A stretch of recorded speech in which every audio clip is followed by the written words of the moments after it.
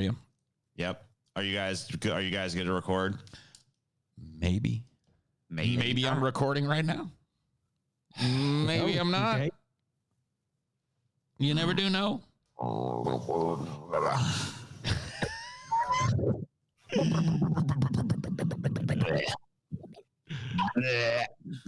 TJ sounds like an outboard motor today. Build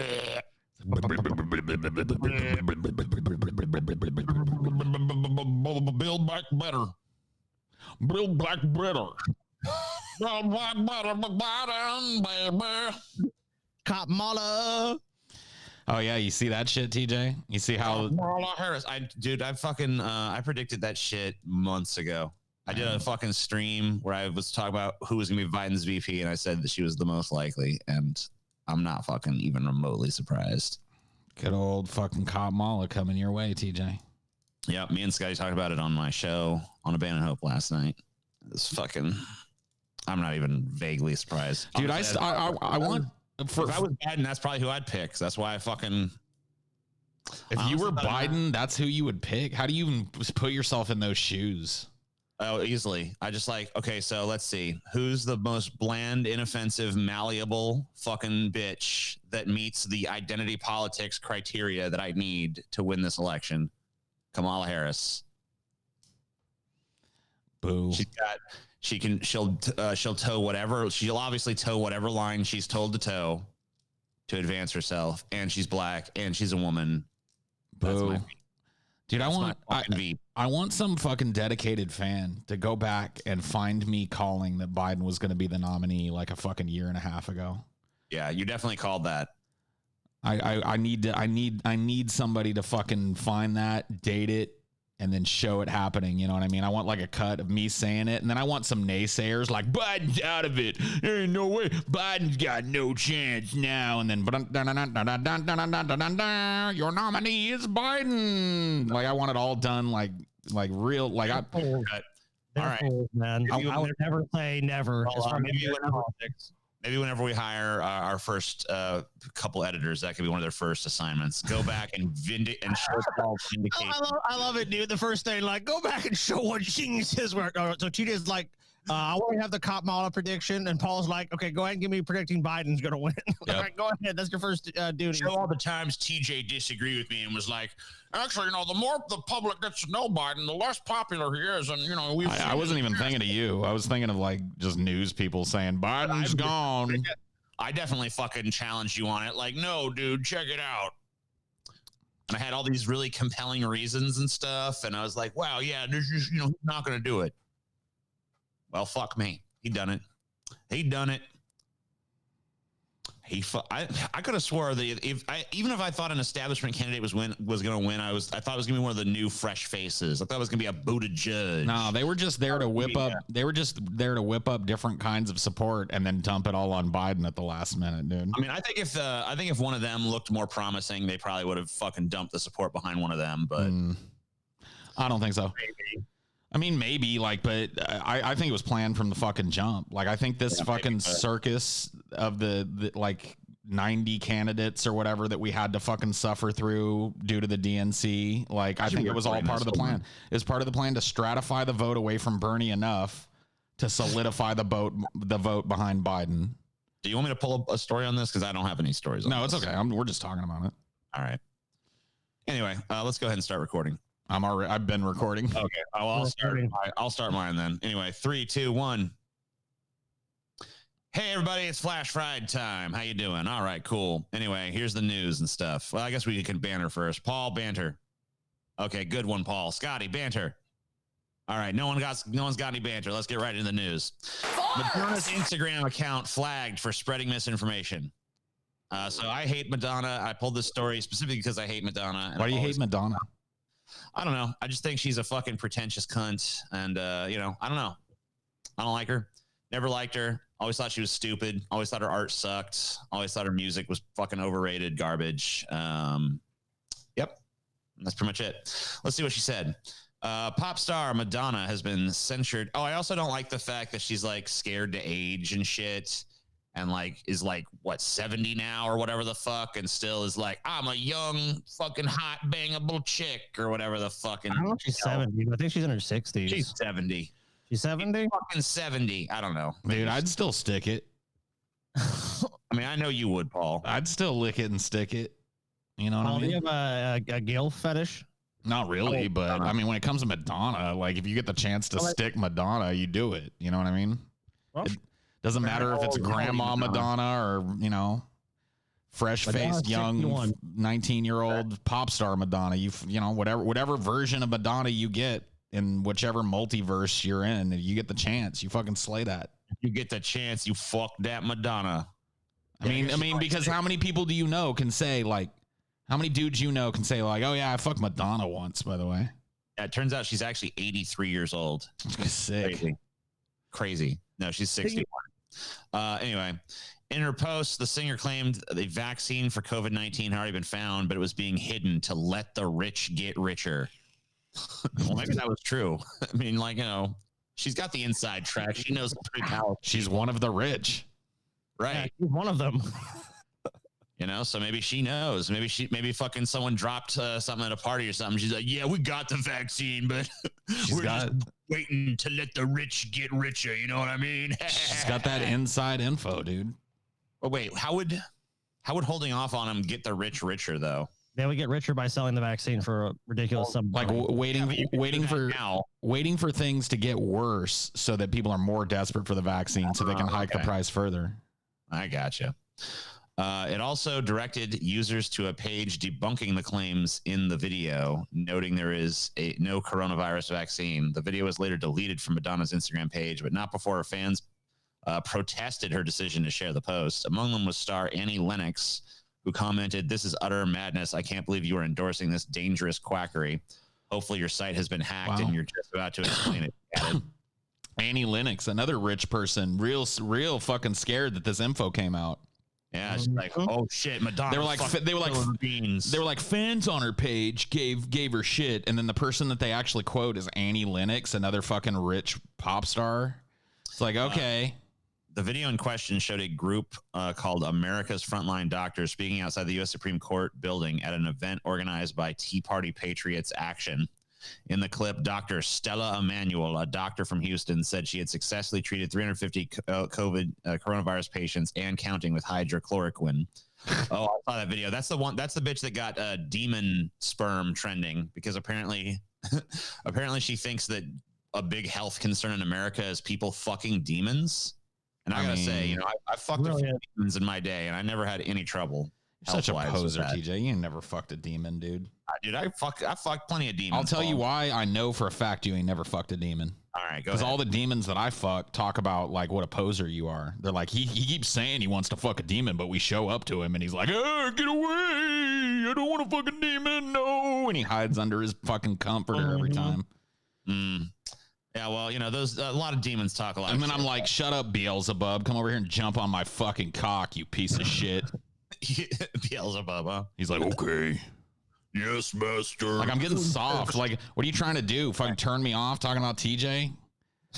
Come over here and hop on my cock, Beelzebub. Bring me over that Beelzebub bitch ass, motherfucker. Bring me over that Beelzebussy, bitch. I'm about to bust it. Paul, if there is a hell, I feel sorry for you when you get there. Yeah, I know. Fucking Satan's like, why? Oh, you're gonna be Paul? Remember those comments? Maybe Satan. Have you ever considered the idea that maybe Satan really likes me, and when I get down there, he's gonna be like, "Yeah, you can fuck Beelzebub. He ain't done shit. Beelzebub." When's the last time? And he wants to fuck Paul. No, I've never considered that. When's the last time? Hey, Beelzebub. When's the last time you did fucking shit for me? Satan of 1632. I started that plague. Get over here and get on Paul's dick. Get on. He's right, dude. The arrogance of Paul. It's gonna be amazing in hell, dude. The devil's gonna be my best friend. Go. Paul, would you like to sit in my throne of eternal power? Dude, we're going to be bros. He's going to be like, for aeons I have sat upon my dark throne and waited for the one person who truly understands me. And now you're here, Paul's ego. It's going to be wonderful, dude. You complete me. I'm gonna walk by TJ in his cage. I don't even want to shit on this fantasy of Paul's. I'm gonna like stroll by, like holding hands with Satan by TJ when he's in his cage with the big old fucking turkey dinner just out of reach. You know what I mean? He's like reaching through the cage. He's like, Paul, please kick me the turkey. And I'm like, fuck you, bitch. Me and Satan got things to do. Please tell me you make TJ your court jester. Maybe there'd probably be better court jesters down there. No, just so he's humiliated though. Oh well, yeah, I'll make him our buffoon or whatever. That's good. So when I'm in my cage, I'll be like, ha ha, TJ dance, monkey dance. Yeah, dance, I'll make monkey dance. As long as TJ's suffering more, I'm totally fine with it. Yeah. You guys are pieces of shit. Anyway, next story. Wider image. I cannot save everybody. Houston doctor fights newest COVID-19 surge. Houston, July 29th. The scene inside United Memorial Medical Center in Houston has become all too familiar. Overwhelmed medical staff fighting to curb the wave of COVID-19 patients that come to Oh, I'm sorry. I just don't care. Just give them hydrochloroquine. Look, these people, they're on their way out anyways. Look, I mean, I feel bad about it, but they're going to die. Fuck them. Just dump them in the streets, burn the bodies. Wait for their young. I heard that the people in the U.S. are getting COVID because they eat the poo-poo. That's what I've heard. Joseph Varon, the chief medical officer at the United Memorial Medical Center, UMMC, said he is afraid he will soon face a dilemma many doctors elsewhere said they confronted earlier in the pandemic, deciding who to save. I'm afraid that at some point in time, I'm going to have to make some very serious decisions, he told Reuters in an interview. I'm starting to get the idea that I cannot save everybody. Varon, 58, is overseeing the hospital unit dedicated to COVID-19 patients. When he said he tends to an average of 40 people a day, he has signed more death certificates in the last week than at any point in his career. Earlier this month, Reuters followed the lung and critical care specialist on shift as he hurried through the hallways, a small cohort of nurses and medical students in tow, pausing to inspect x-rays or medical charts and check on patients, at times offering them words of comfort or reaching out to hold their hand. Well, I don't understand. What I don't understand is, why don't they just give these people hydrochloroquine? It's the fucking cure, and we know it's the cure. A woman stood in front of the fucking on some steps with a microphone in front of her, and she told us it's the cure. I think you know the answer to this question, TJ. The deep state will do anything to destroy Donald J. Trump. Exactly. But thanks to QAnon, we know about it. Bill Gates to put his nanobot vaccine out there so they can control us. Yep. And that's why they tell you these lies about all these people supposedly dying of COVID-19. TJ, I visited these hospitals. They're empty. These hospital wards, supposedly. Notice there's no images of these hospital wards, TJ. These hospital wards are empty. And anyone there you're going to see are crisis actors. Dude, I saw a video of a dude driving past one of these hospitals and screaming at like a nurse that was standing outside like, COVID-19's a hoax. Where are all the patients? She's like, what are you talking about? Where are they? If it's so bad, where's all the patients? They're like, inside the hospital. Like, inside. They don't. Like, what do you think? They're just going to be like, you have to wander around. Hey, I'm sick. Like, what the fuck, you moron? The people that get hospitalized for COVID-19 just can't stroll around the lobby of the hospital. Dude, you know what would be like? I'm all out in the parking lot wandering around like coughing zombies. you want to know what would be the most poetic justice of all? Not that I wish the virus on anybody, but if this dude comes down with it and ends up going to the hospital and he's like, please help me. And he opens his eyes and he looks and he sees it's that same fucking nurse standing there. And she helps him and she cures him and shit. Oh my God. Can you imagine? Better yet, she's like, sorry, hospital's full. Yeah. Oh, please. Sorry, COVID-19 is a hoax. We don't believe you. We think you're faking your symptoms because COVID is a hoax. We're going to put you in the hoax ward and let you die. The hoax ward. I love it. That's where we put all the special patients. Yeah, so this sucks for sure. I mean, this article, though, he's saying, I'm afraid at some point I'm going to have to make some very serious decisions. It already sounds like he is. He said he signed more death certificates. Yeah, but he's basically saying, like, they're at the point where it's like he's going to have to just, like, knowingly be like, all right, this person's not going to get I mean, yeah, but what I'm saying to you is that I think that point has already really come. I mean, maybe they have. I mean, maybe they're able to try to treat everybody, but dude, think about the number of patients. Like they're not able to give each patient enough time and care. Like a lot of patients are dying because they're just overwhelmed. I mean, you're talking about the point where it's literally like we're not even going to give you any treatment. Like, sorry, you're 80. You need to go home and die. Listen to this shit. Riley Harris, 67, said he started feeling out of breath at work. He struggled to get enough air in his lungs to call his wife, who also contracted the virus. Now they're both hospitalized at UMMC. Couldn't breathe, Riley said in a whisper as oxygen flowed through tubes in his nose. If you got a death wish, play with COVID. No shit. Medical experts and officials have been sounding the alarm on the growing number of young people who are falling ill with COVID-19, warning they should not discount it as a virus dangerous for elderly people alone. 18-year-old Larissa Rodales had trouble breathing and said her lungs hurt when she was taken to UMMC with medication. She was starting to feel better. I was terrified. I thought I couldn't breathe anymore, she said. I just thought I was going to practically die right there. Texas, along with California and Florida, has emerged as one of the new national hotspots, blah, blah, blah, blah, blah. Obviously, pretty fucking bad. Pretty crazy. Oh, yeah. Oh, man. I mean, check this out. Louis Gohmert. Louis dang old Gohmert, y'all. Hey, everybody, I'm Louis Gohmert. dude, at the White House, no less. Who refused to wear a mask, test positive for coronavirus. Couldn't have happened to a better person. Republican received a diagnosis during a pre-screening procedure at the White House on Wednesday morning. Stupid ass fucking Gohmert. And he's been, look at this, he's been walking around the Capitol without a mask because and now he's fucking been spreading it around for who knows how long. Because I'm Louis goddamn Gohmert, y'all. Hey, it's me. Another one of these fucking right-wing typhoid Marys just spreading it around. Not only that, apparently, it's not in I don't know if it's in this article, but another article I read said that he would actively berate his staff who were taking precautions and shit. Oh, of course.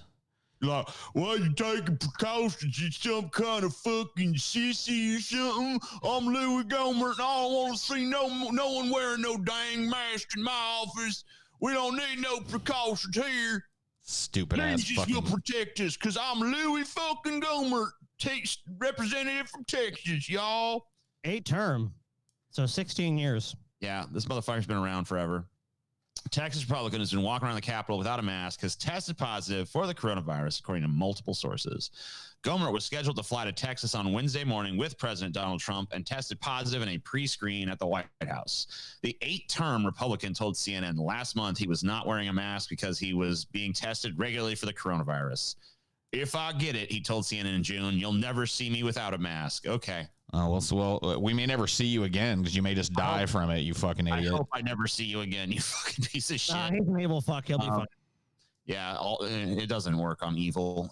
In May, Speaker Nancy Pelosi, I don't care what Speaker Nancy Pelosi said, Gohmert attended Tuesday's blockbuster House Judiciary Committee hearing with Attorney General William Barr in person, where lawmakers were seated some distance from each other. But footage from before the hearing shows Gohmert and Barr walking together in close contact with neither wearing a mask. Oh, please. Please. Please. Okay. Justice Department spokeswoman Carrie Kupek said Barr will be tested for coronavirus on Wednesday. At one point in Tuesday's hearing, Chairman Jerry Nadler chastised several Republicans for taking off their masks, though Gohmert was not among those he scolded. Anyway, Gohmert's a piece of shit, and I hope he fucking recovers swiftly from this illness. Yeah. If he were not to recover, that would be horrible. And a national tragedy. I personally consider that a tragedy for all of America. Oh. You know what I mean? Yeah, sure. I'm sure we'd all be distraught. Yep. Gohmert. I would be deeply, deeply saddened. This dude's name is perfect, by the way. Louis Gohmert. Yeah. Just sounds like it sounds like some kind of horrible boil on your asshole or something. Yeah, I got Louis Gohmert. I got to go to the fucking doctor and get it lanced. I got a giant Gohmert on my butthole. Oh yeah, this is one. I can't even see it anymore. This Gohmert. It's pulsating. They said it's even Louis. It's the Louis version of Gohmert syndrome. Oh God. Please tell me it's not. Sir, you have a Gohmert. Please tell me it's not a Louis Gohmert. It is. TJ, we need you to sit down. It's inoperable. You'll have to live with it for the rest of your life. No, please. Oh, dear God, please. There's got to be something to do. I can't take it. There's nothing we could do. Louis Gohmert. I can't fucking take it. All right. Lock man. All right. Man bites man over mask disagreement on bus in Belgium. Seems reasonable to me. Going to Central Station. Is this in Brussels? I don't know. It's in Belgium, so maybe it's Brussels. Oh, it's Antwerp. It's a toothy subject in Europe too. Get it, guys? Toothy subject. Toothy. Oh, you guys get it because I don't see you guys fucking rolling on the floor with laughter. So all right, move on. A man in Belgium on Friday after asking another man to wear his mask properly on a bus. Okay, Robert Murphy, 56, was riding a bus in Antwerp, and the person behind him coughed on the back of his bald head, according to AD Murphy. According to AD, Murphy gently asked the person to wear a mask, and that person apologized and obliged. Then Murphy said a man and woman got on together with masks around their chins, not covering their noses or mouths. Having recently dealt with subpar mask usage, Murphy asked them to cover up when they sat down across from him, but this man was not having it. The two exchanged words, and Murphy called with Murphy calling the anti-mask man a bastard. We tussled until the man threw himself at my chest and bit me. I couldn't believe it. He was like a mad dog, Murphy told AD. I pushed him away, but he wouldn't leave me alone. The whole time he tried to bite me again. Damn, he fucked with a zombie. Biter. He fucked with a zombie, dude. Yeah, don't fuck with the zombie, man. And I'm becoming more. Biter and his partner then got off the bus and were later arrested. According to man, come on, why? I don't need to know every fucking other sentence that AD is the one telling me this shit. Okay, I know you never played these games, dude, but this is like the green flu from Left 4 Dead, man. People are gonna start getting crazy, psychosis and shit, dude. It's coming. There's gonna be boomers. There's gonna be smokers, dude. You're gonna be fucking fighting your way. Well, you're gonna be dead. We're all gonna be dead, actually. But if you're a fucking carrier or you're immune, enjoy your Left 4 Dead universe. And by the way, Bastard Belgian Biter is yet another slogan for the Biden campaign. So got it. Bastard Belgian Biter. I love it, dude. There's a weird psychology behind a motherfucker who, when he gets into a confrontation, the first weapon in his arsenal is like time to bite. You know what I mean? Yeah. I mean, human bites are some of the worst kind of bites you can get too. Right, because humans have nasty bacteria-riddled mouths. Yeah, I mean, if you get a human bite, you need to go get it fucking professionally cleaned quick. Right, and we're not. I mean, like we're not as quite as bad as like a Komodo dragon or something, where it's like totally septic and shit, and it'll kill you within like a few days. But human bites are nasty. We just got a mouthful of nastiness. It's like one of the most bacteria-riddled parts of the human body. Well, I for one welcome the zombie apocalypse. It's like it's jumping off in Belgium. Mask. Man bitten on bus in Belgium starts biting people in the hospital. Strange new disease. At least it starts in Europe in this timeline, so we have time to be like, "Oh shit, get a bunch of guns." Put on your mask. You fucking bastard! Put on your mask. Was there a movie, or am I making this up, where it's like zombies started on one continent and then like walked on the bottom of the ocean to the other continent?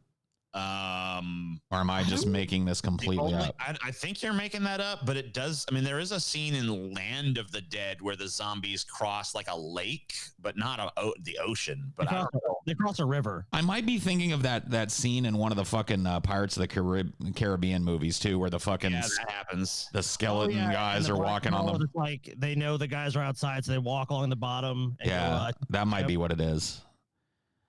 Yeah, I've just got this like memory in my head of a scene where like zombies cross continents by just like walking along the bottom of the ocean and eventually getting there.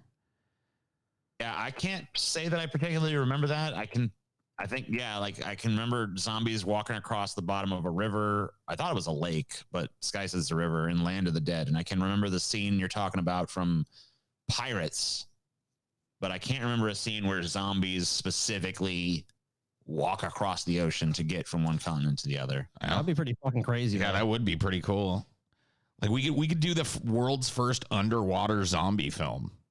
We'd have like one of those deep ocean observatories or whatever, and they think they're safe because they're down on the bottom of the ocean, but all of a sudden there's just like horde of drowned zombies shuffling all around them, and they get in the station and shit. Yeah.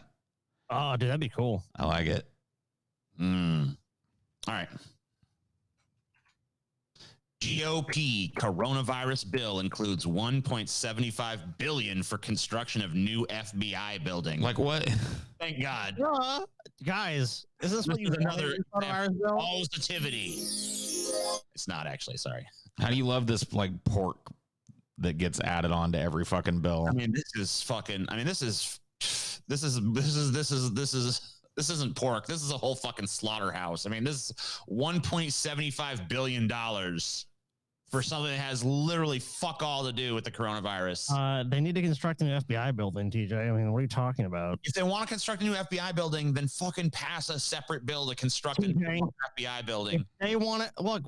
Don't you want the FBI on the case of the coronavirus, like following up leads and shit, like Agent Mulder and Scully tracking the alien origin of the coronavirus or something? By the way, TJ, I want them on the case, TJ. Fuck you. You ready to feel stupid, TJ?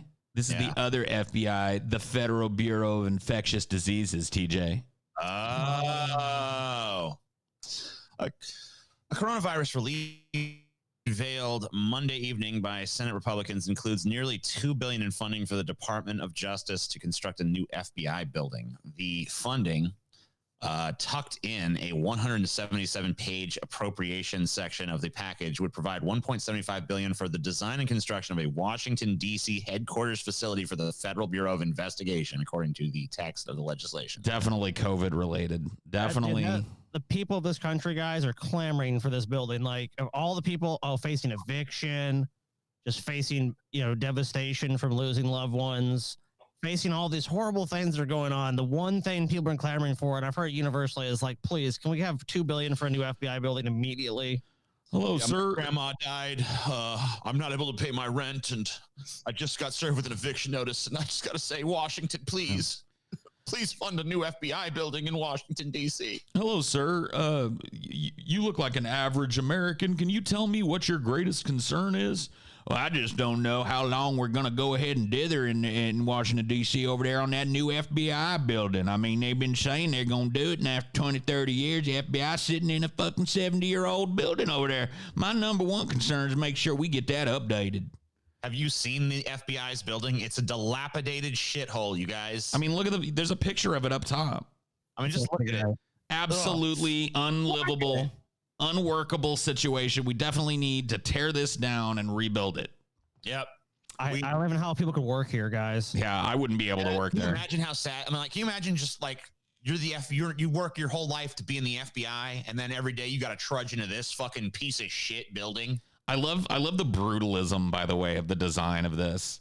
Yeah, you just know, like, it's like, hey, this is the headquarters of evil. Yeah, this is the headquarters of a place that's spying on you and cataloging your every fucking move. You know how I know? It looks like the exact opposite of the Power Rangers headquarters. Yeah, it's like Rita Repulsa's headquarters, dude.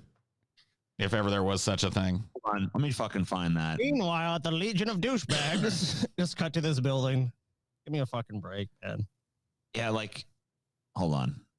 This is a weird fucking building, but it has personality. You know what I mean? No, that's a cool building. I kind of want to, like, I want to fuck it. This building was built for, but why do I want to? Hold on, bring that building back up. Was that the fucking building that, like, Picard and, like, found, like, data and lore at? This building has been used in a bunch of sci-fi shit because it's just so weird looking. So it's been used in Power Rangers. It was used in the Marilyn Manson video for for a Dope Show. I think it has been used in Star Trek. It's a pretty famous building. I guess not super famous because I don't know what it's called or anything, but I want to been in a bunch of stuff. I want to put my pee-pee in that hole, dude. Paul, you have an obsession with fucking giant holes. When I see a hole, I can't help but want to fuck it, dude. It's like, yeah, I want that hole. Give me that hole. Well, dude, why do you think Paul's? How do you think That's the origin story of Zordon. He saw that building, he saw that hole, he tried to fuck it, got sucked in. Now he's trapped in that tube. No, dude. Zordon was just an egg, but I found that building, laid on top of it, and busted a nut down that chimney, and it landed on the egg and fertilized it. I'm Zordon's fucking father, dude. The father of Zordon. Wow. How you let me know? But TJ, it's like, why do you think Paul wants to fuck that volcano, dude? Because like at a certain point in your life, like when it's time for him to go, I mean, he's gonna go out doing with the biggest bang possible. I mean, quite literally. Yeah, I want to know what the fuck this building was even built for. This building was a church. This one? One? No, not this one. The power the Zordon building thing. Oh, the Zordon building. Yeah, I don't know. Tenacious D used it in Pick of Destiny. It was in the Dope Show video. It was in the Lawnmower Man. It was, of course, the Power Rangers headquarters. But I guess it was originally some kind of weird Jewish university. So I guess it's kind of like a synagogue kind of thing. I don't know. It's a weird fucking building. Okay. Anyway, the FBI needs a new building, y'all. This one clearly not cutting the mustard. Yeah, I mean, this one's a piece of shit. And, I feel like the way we should fund it is by appending funding to it to a coronavirus relief bill. You know what I think they should do? Really the top priority at the moment. Tear this shit down and just build a giant black glass skyscraper that glows red at night from every window. Yeah. You know what I mean? And has like a giant eye of Sauron. And yeah, it has like an ominous eye on the top of it that's constantly like looking around at everybody, and it like puts a spotlight on the ground all the way around the building. Let's do that. I think they should build like actual like robot gargoyles that like fly around it in like a circle and shit. And whenever the eye sees something it doesn't like, one of its gargoyles immediately just like flies out. Yeah. And grabs whoever's the evildoer. You have to say this about Sauron and Mordor. Like, all those orcs knew the deal. Like, they knew, like, the eye is upon you, you're fucked, dude. See, like, I think America, we should be fair to our citizens. If the eye is upon you, you're fucked. It's like the Nazgul or the FBI swooping. They just gaffle you up, take you away to be tortured to death, and that's it. Everyone knows about it. It's transparent. Like, that guy, see right there, he did some bad shit. The FBI swooped in. He's gone. He's in Guantanamo Bay or wherever. I think it should just be a big, giant, black glass skyscraper with red LEDs around the windows that just like pulse at night. You know what I mean? All at once, though. So just like the building is breathing evil. Just yep.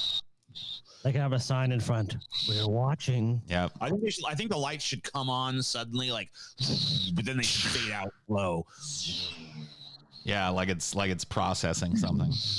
Like it's the beating heart of evil on the land. Dude, maybe you guys can be the architects of the dystopian future. Yeah, dude. Maybe we should take like that fucking Jodorowsky's Dune design for the Baron's Palace and just repurpose it since that movie never got made. Just make it just like a big maw that's open with eyes that just gaze in every direction. You know what I mean? In order to go into the building, you got to walk right down its throat. Let me see if I can find a picture of that real quick. Yeah, here we go. This is designed by Giger. This is Giger's. There's another. Giger. There's a couple of different designs for the Baron's Palace, but yeah, this is Giger's. Oh, this person like animated and stuff. That's cool. Oh, cool. Yeah, we can put Trump's head there instead of Yep. Instead of Baron Harkonnen. Pretty dope. Pretty dope stuff.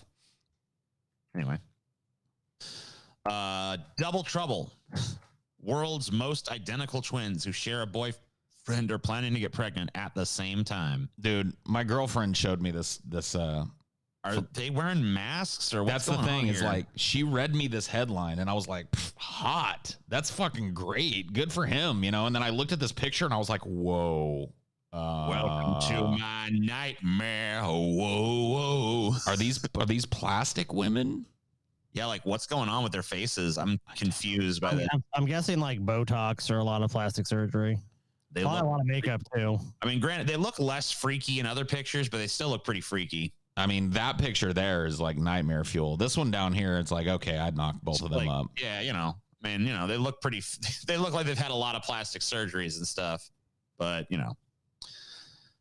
the world's most identical twins, Anna and Lucy DeSink.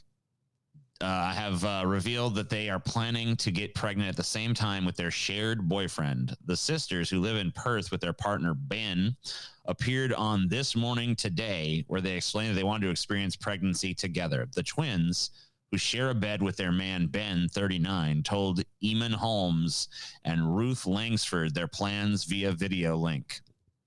Lucy said, "We want to experience pregnancy together. We want everything in life together. We'll die together. We'll grow old together." They admitted, "We may go down the IVF route. I think if you want to be pregnant at exactly the same time, which apparently you guys have some kind of weird obsession with being, you probably will have to do in vitro." I mean, unless this Ben guy's got that Method Man super sperm or something, you know what I mean? Yeah. We will freeze our eggs at the same time. It will be a challenge, but we just want to be the same. Yeah, and even IVF too. Like IVF sometimes takes multiple treatments. So what's going to happen when it takes in one of you but doesn't in the other? Abortion. Like you're going to abort the one that took and go back and IVF it again? Try again. Jesus. While the sisters strive to be as identical as possible, they said they are prepared to have children of different genders as long as they're happy and healthy. Oh yeah, that's kind of yeah. Like they might be mad like when their kids don't look exactly the same. It's like, what the hell is this? We're name. We should never have had these children. Anne and Lucy have previously had separate boyfriends, but claim they are much happier sharing Ben. Lucy said, "The first night we met Ben, we kissed him, the both of us, so we thought, where can this go? In the past, we had separate boyfriends, but they didn't understand our bond. Ben understands us and accepts us for who we are." So basically, Ben's like, "I got to bang two of them. All right, I get two chicks, right? Oh yeah, I understand your deep fucking bond or whatever. Anyway, I mean, yeah, I'm basically bonded. I can see. You sit on my face while you sit on my cock. There you go. This is bonded. Your sisterly bond is beautiful. Oh God, yeah. I mean, we can see the obvious upsides to this, but I'm thinking that there's some pretty stark downsides to this. Just like imagine cloning your spouse and having to deal with two of her instead of just the one spouse. You know what I mean? Well, in Chelsea's case, I think they would probably murder each other. So, yeah, that's what I mean. It's like he's got to deal with them bickering. He's got to deal with like double dose of. I get a strong feeling that these two women do not bicker. They have some weird obsession with being, we are same. Nothing brings us better joy than being same. I mean, I don't believe nobody never bickers.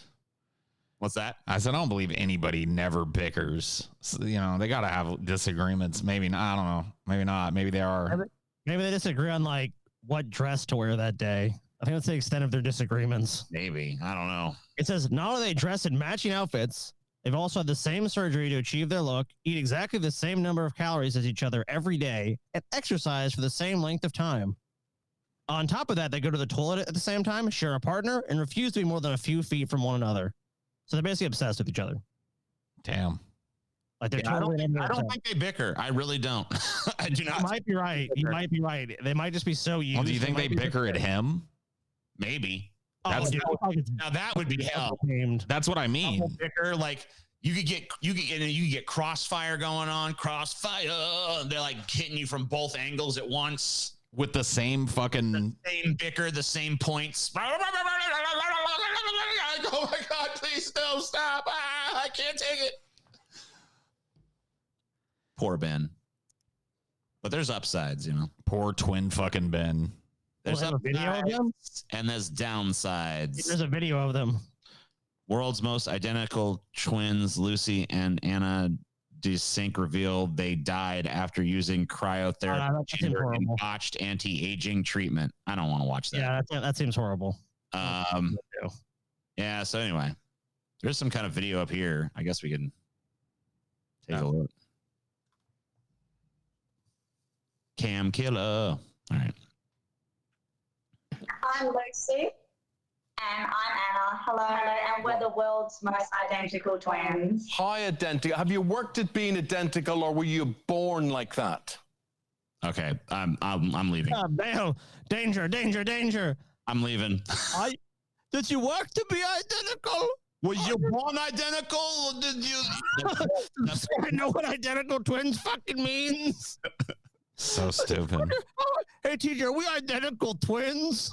Yeah, Scotty, we show is. We's identical twins, Scotty. You and me, man. We the same. Okay. Big Bird Kevin banned over bad behavior at Queensland pub. He's an emu. An emu. Oh man, come on. They kicked an emu out. Pub. I guess we should keep our cams killed. Although this video doesn't seem to want to load properly. So I have to reload the page. Let me refresh this page. There you All go. right, try again. Come on, baby. You can do it. Come on, baby. Show us that fucking emu. Come on, baby. Eat the rich. It's not going to work. Eat the rich. Full They screen. must not have any fucking hosting things over in the U.S. Dude, too many people are trying to see this emu right now. No. Emu. All right. It doesn't want to Come work. on, emu. I don't know. Did you hear about the emu that walked into a bar? A pub in Outback, Queensland has banned Kevin the emu and his bird-brained emu mate Carol for bad barroom behavior. Seems emu. Whoa. You see that shit? Yeah. Seems Kevin taught himself to climb the stairs at the Uraka Hotel, a pub in the tiny township of Uraka in the state's central west. He then began rummaging through bins, stealing food, and also pilfering patrons' car keys. These exploits and his poor toileting manners have become too much for the hotel. The pub has ramped up security, namely a rope across the entrance to keep Kevin and Carol at bay. Man, There's about 20 locals who are still welcome to pull up a stool as long as they remember to put the emu barricade back. Emus have been banned from the establishment for bad behavior. The sign at the front door states, please let yourself through the emu barrier, then reconnect, please. this is rank speciesism. Those emus have rights. Yep, those emus have every right to be at that establishment, and this is ridiculous. And in 2020, that something like this could be going on in the world is just disgusting to me. Take that barrier down, let Kevin and Carol back into the goddamn bar and let them chill. Well, I'll be honest with you. I think you guys can probably join me in this. I'm apt to file a rights violation complaint against this hotel, the Arca Hotel in Australia. I mean, this is ridiculous that this emu has been banned for what? Doing what it naturally does. It decided to come here. No one trained this animal to do this. It just wants to interact with people, and it's probably doing a fact-finding mission to explain to other emus what it's like to live around humans. And there's nothing wrong with that, by the way. Yeah. You know, I demand a writ of habeas corpus be issued for both Kevin and Carol so they can come before a judge and explain how their rights have been violated by this callous government. Yeah, this is a sickening story. Well, as I cannot speak, I think they should have a court appointed lawyer. Well, of course. Pub owner Jerry Gimblett says Kevin and Carol are the last two emus from a flock of 9. The rest were all hit by cars. Jesus. And Kevin and Carol are the last two. Man, people in this town fucking are shitty drivers. Yes. And this town fucking sucked, dude. Like, they fucking killed all, like, so there was 9 emus and these motherfuckers like ran over 7 of them. This is like, actually, I've talked to Australian people, and in areas where these birds live, they are roadkill more often than not. They literally will just dart out in front of cars and shit. There's nothing you can do. Damn. They're stupid birds. They're known as really, really stupid animals in fucking Australia. Damn. And a lot of people hit them on the roads, and it's really not their fault. I think their fault. I They're blame them. callous and evil. I think they actually swerve out of their way to hit them. Maybe. Yeah. You may be It's right. fucked up. No, I mean, in all seriousness, I'm sure these birds are annoying as fuck. I don't like it. I'm mad. Dude, TJ, if that emu popped into your fucking house, you'd be getting that thing out in about 2 seconds. You'd be freaked out. Come on. I'd be friends with the emu, Scotty. No, you wouldn't, dude. You run away in terror. Oh, get away, Chelsea, please help me.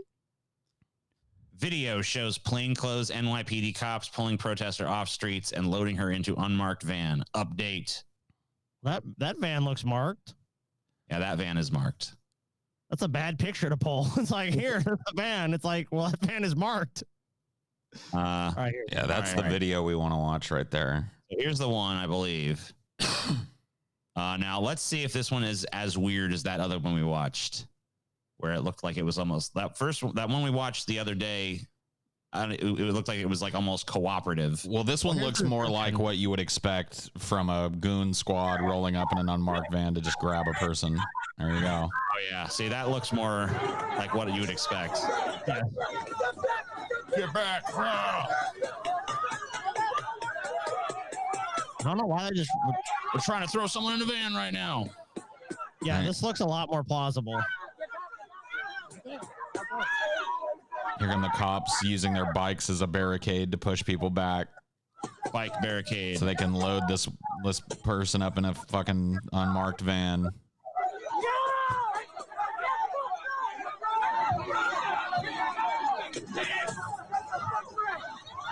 Okay, yeah, that makes a lot more sense how that went down. Yeah, that actually looked like what the other one was like pretending to be. Yeah, like dropping to the ground, trying to make it harder to pick that person up. I mean, basically being picked up and forced into a van. People going, "Hey, what are you doing? Stop, stop, stop." That makes a lot more sense. Police are alleging the person thrown in the van was suspected of damaging police cameras during 5 separate criminal incidents. Okay. Okay, well, Why can't she be arrested in the normal manner? Why does she have to be like Spirited away in the in a fucking unmarked van? That's a little unusual, don't you think? The NYPD addressed the incident on social media, saying the woman was arrested by warrant squad officers in Manhattan's Kips Bay neighborhood. They also said they used unmarked cars to effectively locate wanted suspects. Police also reportedly used pepper spray on protesters. In regard to a video on social media that took place at 2nd Avenue and 25th Street, a woman taken into custody in an unmarked van was wanted for damaging police cameras during 5 separate criminal incidents in and around City Hall Park. The arresting officers were assaulted with rocks and bottles. Good. When officers from the warrant squad took the woman into custody in a gray NYPD minivan this evening, they were assaulted with rocks and bottles. The warrant squad uses unmarked vehicles to effectively locate wanted suspects. Well, then why not wait till this protest is over, locate them again, and arrest them when there's not a big mob around? Like, walk up and identify yourself and fucking arrest. Like, that you obviously have. Oh, there's overwhelming police presence there, so it's not like they have to do this unmarked. Yeah, there were van. like 19 bike cops. It's like walk up to this person and tell her she's under arrest and place her under arrest. Yeah. Like Makes why sense to this me. why this Gestapo shit? I mean, like, what are you trying to train citizens of this city to fucking just think when a fucking unmarked van pulls up and like people try to push them into the van, it's like, oh well, this is the police doing this, so I need to cooperate. Like, you're just making people, like, you're making it to where anyone who's not resisting being shoved into an unmarked van is a fucking idiot. So you're basically like creating a situation where people have to fight back because there's no even evidence that it's fucking cops at that point. Right. I mean, I guess in this instance, there was like a shit ton of cops there, which kind of defeats the whole purpose of an unmarked van in the first place. But I don't get it. Gothamist reports that the person that was arrested is named Nikki, is an 18-year-old trans woman. 4 guys jumped out and a line of police bicycles came out from down the block. We hadn't seen them. A protester who witnessed the incident told Gothamist. They pushed us back. They grabbed Nikki like she was a rag doll. They had her arms on her neck and they drove off. The 32-year-old man, whose name is Derek, continued, "They're targeting our leaders. That's what's going to happen now." Okay, then. They had a bunch of uniformed cops they could have easily arrested her with, and they just went this route for whatever reason. Because they were in fear for their safety. Probably terror. I mean, it's really just terror tactics. Yeah, that's exactly what it is. Gestapo tactics is what it is. It's like Right. this type of like literal Gestapo tactics. This like pulling up and ushering people into unmarked vehicles or taking people away with no fucking explanation and just swooping down. This is Gestapo shit. People taking to social media to blast the NYPD for the arrest. Many have compared what happened to NYC to Portland, Oregon, where unidentified federal agents arrested Black Lives Matter protesters and forced them into vans. Here's a few different angles on it and stuff. So a woman was not read her rights and snatched off the street in an unmarked vehicle for alleged crime. Fuck the NYPD. And once again, it's strange. There is like, it's strange that she's not searched. not cuffed before she's thrown into this van. It's like, wouldn't it be safer for the officers involved to approach her and go through the normal protocol of like a pat down and a fucking hooking up to cuffs before you throw her in the van with a bunch of people? Like, if this is a person that's so dangerous, once again, that you've got to swoop down in an unmarked van and like grab her and throw her into a fucking, like, this is just absurd. Because we know it's because Paul, and you know it, because the reality is that's not what they actually believe. It has nothing to do with that. It's like you said before. It's fucking terror tactics. It's to scare people. It's say, hey, you want to come protest? One of you could just be gaffled up at any moment by us. I love elected officials, man. Like concerned about what we are seeing in this video, reaching to try to get some answers. Thanks, Juman Williams. Yeah, man, it makes me feel better to know that you're out there fucking looking out for us. Another one, incredibly disturbing. We need answers. Well, why don't you use some of your fucking power as an elected official to fucking go demand some answers then? Why are you just virtue signaling on Twitter about it? Why don't you start an immediate investigation into the tactics of the NYPD and the Portland PD and all this shit? Like, what's all this concern? Your Twitter concern means jack shit, bitch. And I love use some of the. We need answers. Like, what do you need answered at this point? What's happening is fucking patently clear to anybody. If you need answers, fucking stop this from happening. If you need answers, then use some of the power that's vested in you as an elected official that oversees this shit, and fucking go down there and get answers. Let's give these people our thoughts and prayers. That's basically what these fucking that's basically what these virtue signaling fucking politicians are doing. This we need answers, we're going to look into this is basically the politician version of thoughts and prayers. I am deeply disturbed by what I have seen, and I, for one, will seek answers. They ain't gonna do shit. You know what they're gonna do, Paul? They're gonna seek answers. I'm officially out there seeking answers. Know that I am seeking answers. It's like, fuck you. I'm looking everywhere. The answer's right in front of you. Yeah. Beautiful stuff. Flag removed from St. John's bed and breakfast over Confederate confusion. Nordic Pineapple removes Norwegian flag after dozens of people confuse it for the Confederate flag. Man, these people need to learn what the Confederate. This is not the Confederate flag. The flag is fine. Dude, this doesn't even it shares some colors with the Confederate flag, but so does the United States flag. It's just like, it's that much different. You know what I mean? Like the stars and bars, it's an X that goes from corner to corner. And the bars are blue and filled with white stars and shit, right? Yes. There's some dumbass motherfuckers that confuse this shit, especially in the age of like Google. Confederate flag here. Yeah, there you go. They're not the same. They're not even similar in terms of flags. Like the design of them is completely and utterly fucking different. I mean, they have so there's red sections and then there's a blue line that's outlined in white but there's no stars on the Confederate flag. It's an X. It's not a cross. Yeah, it's corner to corner and it has stars. There's stars in the blue bar. I mean, like, it doesn't, like, you don't know what the I could see if you looked at it for like a second and you were like, what the fuck was that? But then if you turned around like, oh, it's not that. Or even if you suspected it was that, like, what does the Confederate flag look like? Oh, it's not. Yeah, like you've got a phone, or just ask the people, like, hey, is that a Confederate flag out front? And they're like, no, it's a Norwegian flag. We're a Norwegian delicatessen. We serve Norwegian shit. Oh, okay. Oh, okay. Never mind. Sorry. Like, why do they have to take it down? People are so fucking dumb. This is retarded, dude.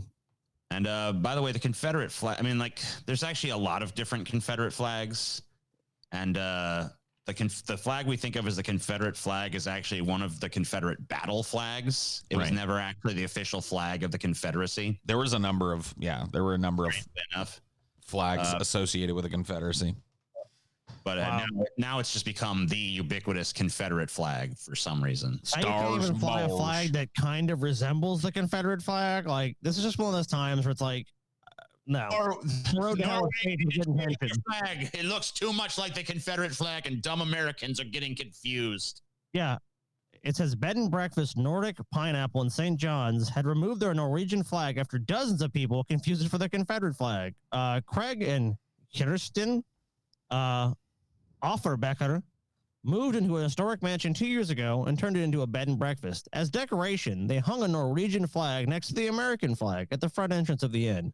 But dozens of guests and people driving by have accused the couple of flying a Confederate flag. They are the same color, but there are no stars on the Norwegian flag, and the Confederate flag is a big X. And the Norwegian flag, as part of the Nordic countries, they're all crosses, Offerbecker said. Last week, the couple decided to remove the flag as they were updating their marketing materials. They were just tired of it. I'm sorry, you go ahead. Yeah. Oh, no, you go ahead. That's fine. We started to have this concern that it was deterring people away from coming to our bed and breakfast, Offbecker said, that they would see it and make this judgment. Offbecker, and Americans are so fucking stupid, dude. She received cruel emails and phone calls over the confusion of the flag. Wow, those people should be fucking ashamed of how stupid they are. I noticed that you are flying a Confederate flag at your establishment, and we just want to let you know that hatred is not welcome in this community. It's a Norwegian flag. No, it's Confederate. Because you know what? I argue with morons online like this before, and I know what happened. She probably said that to him. They're like, no, it's not. You're lying. It's a Confederate flag. You hate people. You're a racist. You're a piece of shit. And they're like, it's just, no, it's not. Too stupid to live and too numerous to die, dude. Ain't that the trouble? It's sad, but you know what? It's fucking true. All right. Douglas County Sheriff tells library that supported Black Lives Matter not to bother calling 911, then backtracks. Great. As libraries across the country issue statements responding to calls for addressing systemic racism and police violence, the Douglas County Sheriff published an open letter threatening not to respond to emergency calls from Douglas County Public Library staff because of a statement of diversity the library was considering adopting during an upcoming public meeting. The letter to the Douglas County Public Library Board of Trustees, written by Sheriff Daniel Coverly, was published on the sheriff's website on Monday, criticized a line in the diversity statement that expressed support for the Black Lives Matter movement, equating it with support of violence against law enforcement. Support of Black Lives Matter and the obvious lack of support or trust with the Douglas County Sheriff's Office. Please do not feel the need to call 911 for help, Coverly wrote at the end of his letter. I wish you good luck with disturbances and lewd behavior, since those are just some of the recent calls my office has assisted you with in the past. You know what should happen? This fucking sheriff's department should be immediately disbanded. Every officer in it should be immediately let go, and it should be rebuilt from the fucking ground up. When you've got the chief of police issuing a statement like this, saying they are not going to respond, official. That I don't care. Like, well, he's broken. The sheriff is. They'd have to have a recall. He's broken his bond with. You can fucking get rid of a sheriff if he fucking breaks his fucking office oath or whatever the fuck. Impeach. Whatever they got to do. Be impeached or recalled or this something. I agree with you. He should be. This whole fucking sheriff's department should be completely flushed down the drain and rebuilt from the ground up as a community service organization. How the fuck though? I mean, like this. What he's basically stating is, if you express political opinions that we don't like, then our services are no longer available to you.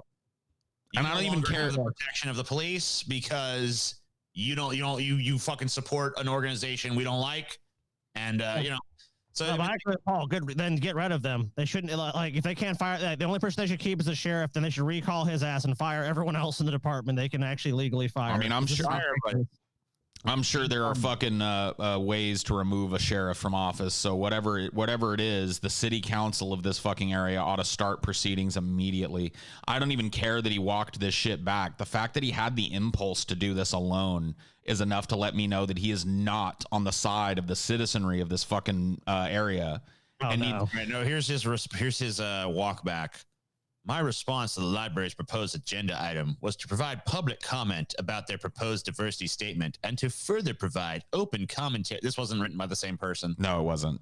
This is their PR thing or their lawyer. Open commentary about how this could affect our local law enforcement profession. Coverly said in a second statement that sounds nothing like it does. It's not even written in the same voice. Sheriff Coverly and I had a very this is from who is this? After speaking, the sheriff's office and library, yeah. The final joint statement announcing the library and sheriff's office shared respect and appreciation. So basically, this guy got talking to. He's like, you can't say this kind of shit. Can't fucking say this shit. This has to be walked back completely. You need to apologize, and we have to have a joint statement. It's like a fire. Like, all right, we here at the fire department, we don't like, we saw that you had a fucking Bernie Sanders sticker on your car, so we decided we're not going to put out the fire at your house because we don't like you. There needs to be a house cleaning in these law enforcement agencies, big time. That's a big part of what I see defund the police being about.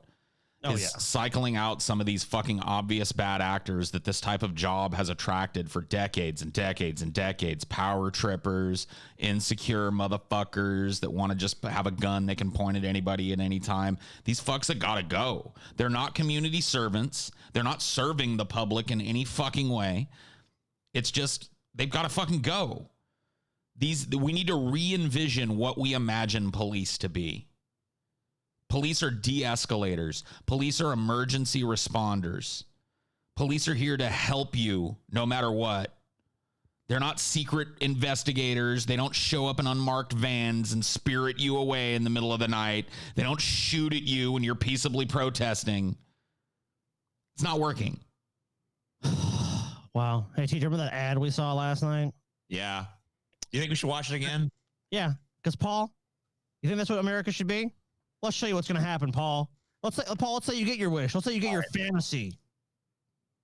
Here's the reality, Paul.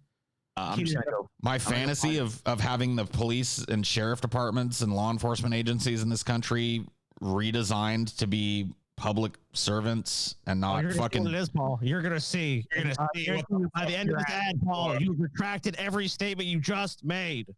Okay. Sickening. That's how strongly I feel about this ad, Paul. I feel after you see this ad, you will be like, you know what, Paul, for the first time, probably almost in his life, will do a 180. All right, so I'm gonna just go to Kyle's video because he plays the ad. Yeah, thanks, Kyle.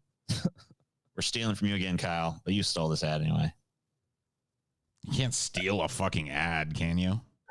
No, I was not really. We're just saying that. I'm just saying. Anyway, kill your cams. Oh yeah. All right, Paul, you're gonna change your mind. After we just watch this ad. I'm prepared. Paul's reaction.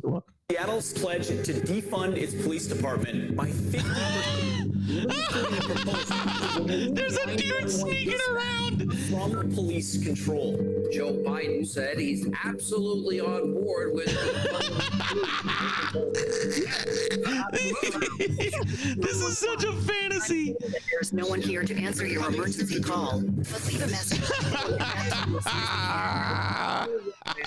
I'm Donald J. Trump, and I approve this message. That's what's gonna happen, Paul. That's what's gonna happen, dude. Wait a minute. There's no one here to take your call. Please die, dude. quickly. If that is not the most perfectly designed ad to get old white people scared, dude, I am in awe at the brilliance of that fucking ad and its stupidity simultaneously. It is the perfect fucking ad to get these like fucking 50, 60, 70-year-old boomers all fucking riled up about not being a cop. Oh my God, dude. I love this timeline. I hate it and I love it so much. It's you're gonna call 911. What are you saying now, Paul? Defund the police? There's a dude with a crowbar sneaking into her house and she gets the we're sorry. You're no police are able to help you. Please die quickly. Oh, the robber tapes and rapes you to death. Oh, sorry. Fuck. What a nightmare. What a nightmare scape we live in, boys. Holy shit, man. That ad is brilliant and also one of the fucking most brain dead things I've ever seen in my entire life. It's literally just designed to take these fearful little lemmings that have been watching the news for 30 years and getting more and more scared to finally fucking have a meltdown. Dude, if I don't vote for Trump, a black guy with a crowbar is gonna come and rape me. Oh my fucking Call god! the police, Paul. Even better. Their help is not on the way. It's an answering machine. It's like, we're sorry. We're We'll get back to you. you've reached the police. We're not available right now. It's like, okay. That one got tears out of me, dude. That one worked it. I knew I had to see that ad. That would tickle you. All right. So plebs, sorry, you gotta go. Get the fuck out. You gotta go. Pleb song. Let me ask you this: do we like plebs here? Song. Do we like plebs here? For the first hour, we do, but for the second hour, we don't.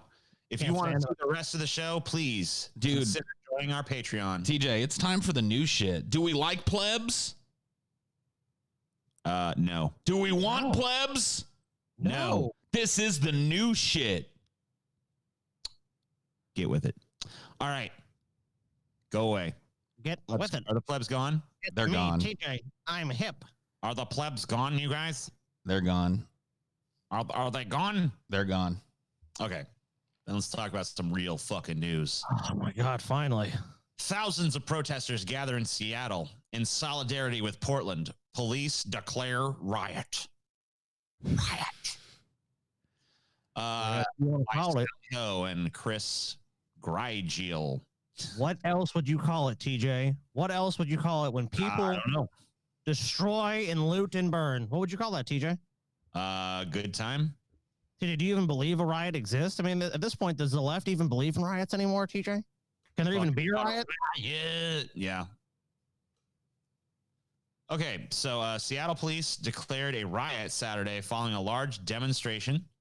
Following large demonstrations in the city's Capitol Hill neighborhood, and deployed flash bangs and pepper spray to try to clear an area near where weeks earlier people had set up an occupied protest zone that stretched for several blocks. It was like Chaz or whatever it was, the Capitol Hill Autonomous Zone or whatever.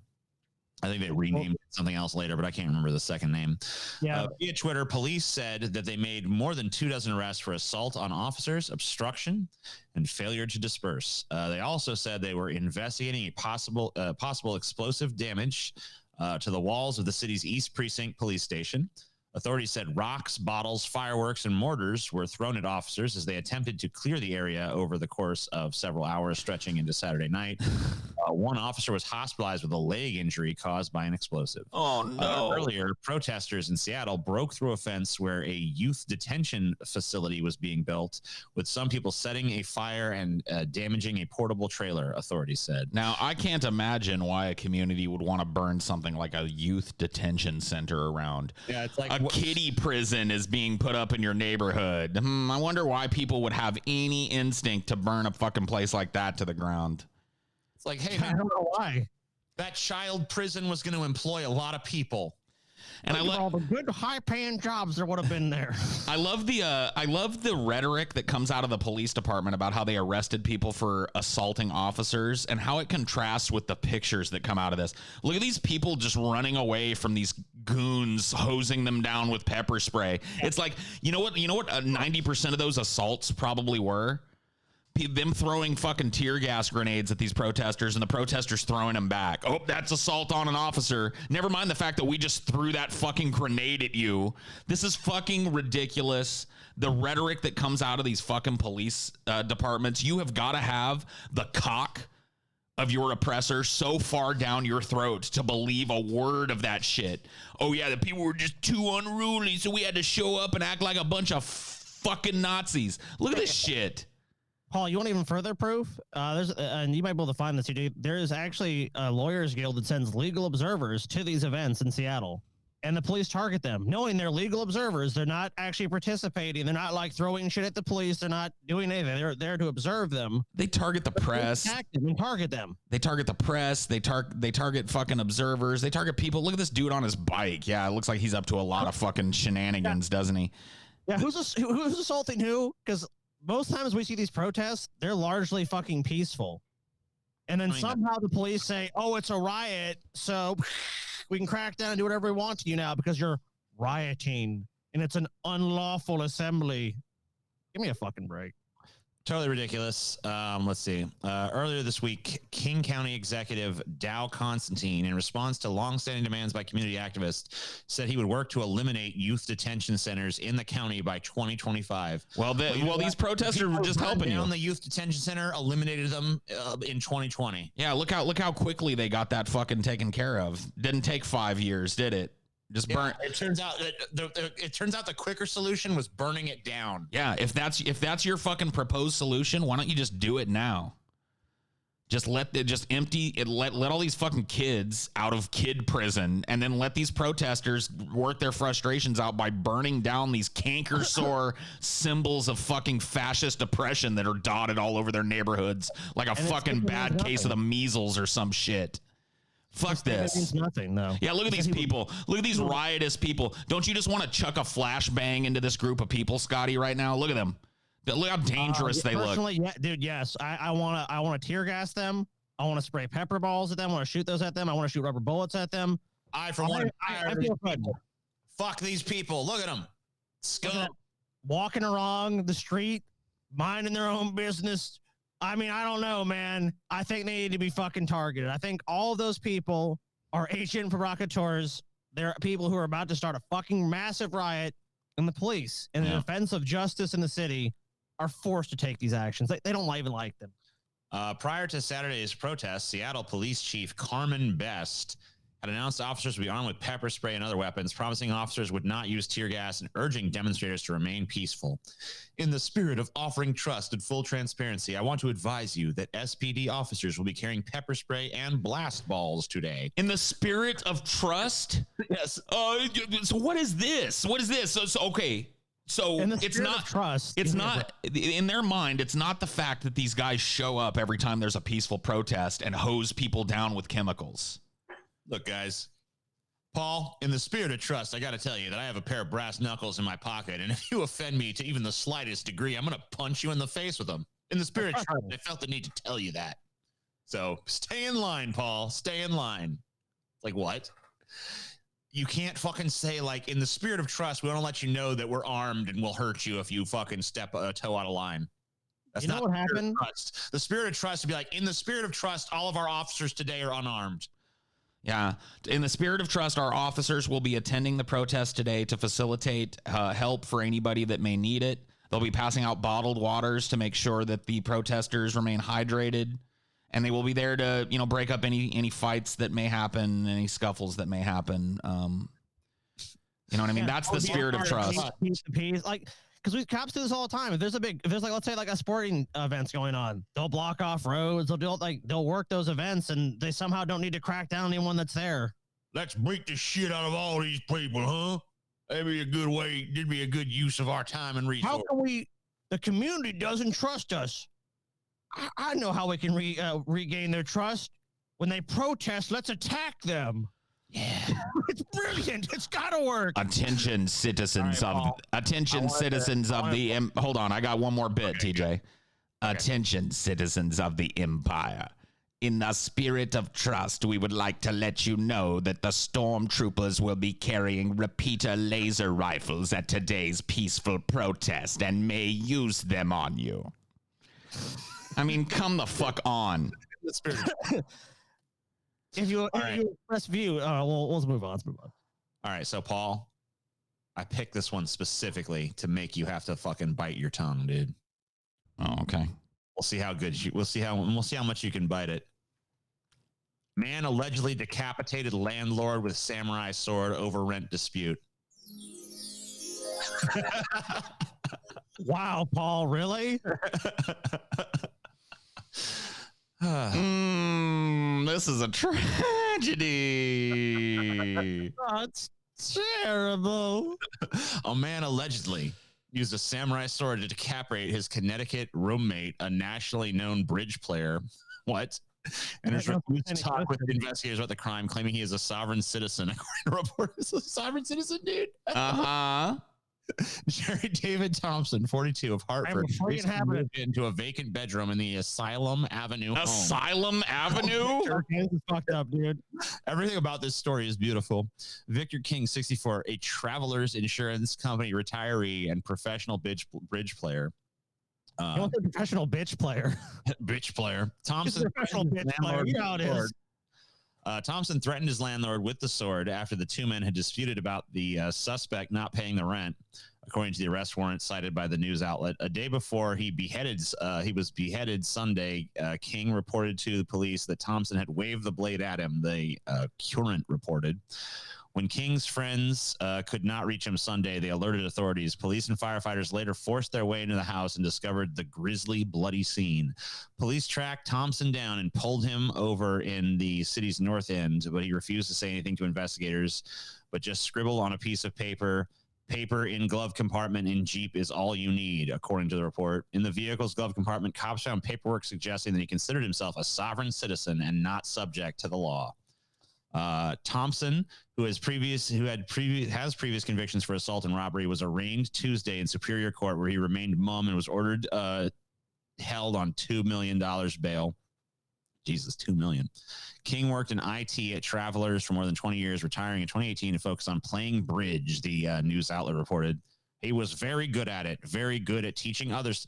Man, if you fucking get decapitated with a samurai sword, and all anybody can fucking talk about is like, he was a really good bridge player. You led a pretty fucking shit life, dude. This is a different story than I thought, though. This is definitely a sensationalized headline. I mean, I don't know. Ran out of bedroom. The other dude sounds like he's just nuts and killed him. I don't know. Sounds like he was trying to be reasonable with the guy. He came to him one last time and he was like, "King's son, have you reconsidered your position on kicking me out?" And he was like, "Fuck no, you gotta get out of here. You haven't paid rent." And he was like, "Omae wa mu shinderu." In spirit. What was it fucking the spirit of?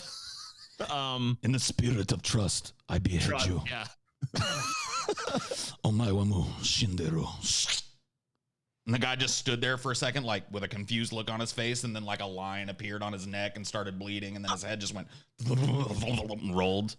Yeah, but I do wish this story was more like some fucking slumlord that was renting out a bunch of apartment buildings. Yeah, decapitated. I'm pretending that it is. I hope that this guy, after he beheaded his slumlord, like took the samurai sword and did that shit where they like bang it against their arm to knock the blood off. You know what I mean? Yeah, I hope he did that.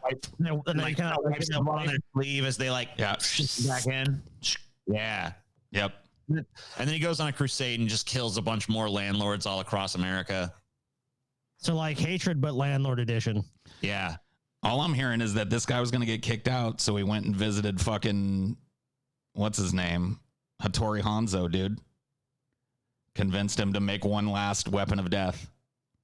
Beautiful. I love sovereign citizens, though. They are pretty fucking stupid. Any of those laws. Yeah, I may have murdered the dude, but let's be real about it. The law doesn't apply to me. I need to become a sovereign citizen. Good luck with that, TJ. Confederation. Those laws do not apply to me. Dude, they're morons to the extreme. Like, they're so bad. I'll tell you how dumb and bad sovereign citizens are. Like, if you watch the compilations of them, you'll sometimes be like, okay, I kind of understand where the cop's coming from. Yeah, that's a very sad and scary thing. Yeah, that's true. It brings you to that point. You know, when you get to that point in this country, you're like, I see the cop's point. You're like, oh shit, these guys are dumb. All right, so we got bad news for Mars, guys. Bad. As crises rock Earth, humans look to Mars. So we're fucked if that's the solution. I think Mars is fucked if that's the solution more than anything. I don't know why the page decided to fucking totally freeze there, but that's okay. On Thursday, NASA is slated to launch another mission to Mars. The U.S. Space Exploration Agency plans to deploy a new rover, a $2.7 billion six-legged car-sized machine dubbed Perseverance, to continue the prowl over the red planet's rocks and craters, scanning the ground for what's believed billions of years ago to have been a river delta and a deep lake in search of fossilized microbial evidence of Martian life. Don't fucking cancel this mission. At a time when the United States is struggling to contend with a viral pandemic at home, its pioneering capacity to explore the solar system may provide a boost to its battered national prestige. But it would also be the second such mission to Mars in the space of a week, Last Thursday, China launched its first attempt to land on the planet, sending off probe Tianwen-1, meaning to question the heavens. Whoa, that's a cool name. From a site on the southern island of Hainan. It includes both an orbiter that will take images and measurements while circling the planet and a rover intended for the Martian surface. The Chinese launch came 4 days after the United Arab Emirates' first major foray beyond Earth's orbit. The Amal probe rocketed off from a facility in Japan and is scheduled to enter the Martian orbit around February 2021 in time for the Arab monarchy's celebration of the 50th anniversary of its country's formation. Basically, the point is that a bunch of fucking different governments from all across the globe are trying to get shit on Mars. Let me tell you something, dude. If Hollywood and video games have taught me one thing, you do not want to go to fucking Mars, dude. You're going to fucking find some shit there that's going to destroy humanity. They're going to open a fucking portal to hell. Yep. They're going to do some crazy ass shit that we might not even be able to fucking predict yet. Don't fucking do it. Stay off Mars. Find another planet. That's all I'm saying. Find another planet. They're going to find some ancient technology and fuck with it, and it's going to awaken something that's been sleeping on Mars for millennia, and we're all doomed. Like, we already got a pandemic. We don't need a fucking invasion. Dude, I didn't pull it, but I read some shit in Popular Mechanics last night that was like, oh, yeah? Yeah, it was like this fucking article about this shit that's about to become declassified. And there are like claims that the United States is about to declassify information about vehicles not made on this earth. Oh, yeah, I heard about that. That they have recovered. Vehicles that were not constructed on Earth that they have recovered from crash sites and shit. They just recently like declassified a bunch of shit that was leaked to the internet a while ago about people following these UFOs and shit. But it was an interesting article. It was just long. I didn't think it was going to work because you have to kind of like read it to unpack like what's going on. But I sat there like stunned as I was reading. I was like, is this real? Like, it's nobody's confirmed absolutely that, you know, that this is true. Like, nobody from the government has come out and said, like, yeah, we have UFOs. But, like, a lot of people with connections to this have said that, like, in fact, like, some people on Capitol Hill with clearance and shit have made mention of these, like, things that have fallen out of the sky that we've collected that, you know, civilian and military forces have parts of this technology and shit. It's like, is this what the fuck, dude? It was crazy. Like, I don't know how that article, man. I have not heard anything about that, but that is insane. Yeah. I don't know. There's a few articles about it. I mean, here's one from Yahoo the other day. Obituary. It hasn't really become a big story. I don't know. Pentagon has off-world vehicles not made on this earth. The Pentagon's on and off again once covert UFO program is decidedly back on and will soon reveal some of its findings to the public. An astrophysicist who has consulted on the UFO program confirms the government possesses materials from off-world vehicles not made on this earth. The news comes on the heels of the Navy's official release of 3 notorious UFO videos. Update on 7/26.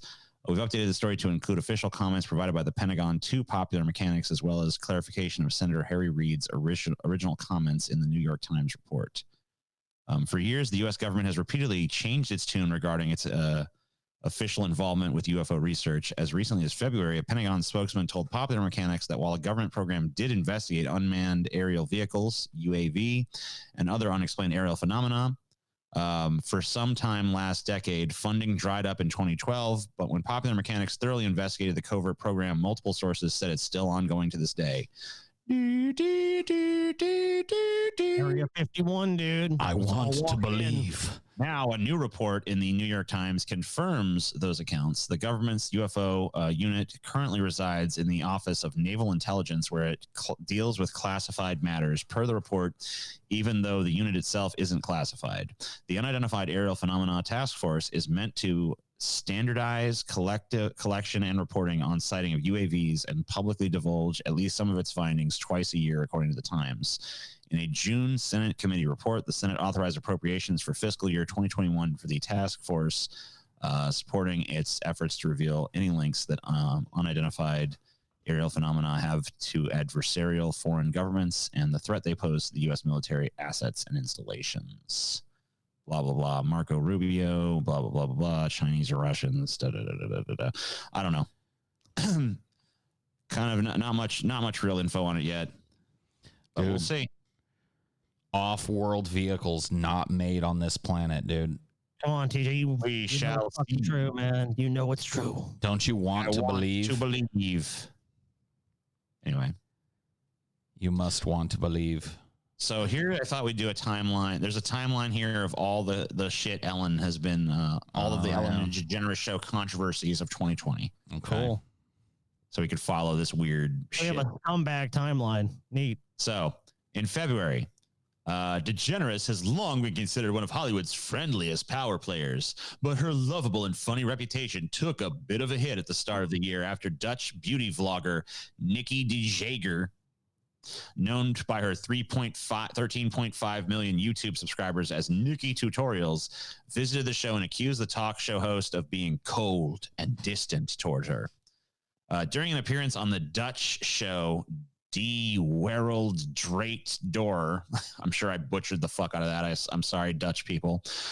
In the days following her Ellen interview, the transgender beauty maven claimed she was not privy to the welcoming and campy atmosphere that's often portrayed on the syndicated talk show, according to YouTuber Sebastian Williams, who translated DeJager's interview. Maybe I'm being naive, but I expected them to welcome me with confetti. Welcome to the Ellen DeGeneres show. But instead, I got greeted by an angry intern who was a bit overworked. I expected a Disney show, but I got a Teletubbies After Dark. I don't know what the fuck that means, but okay.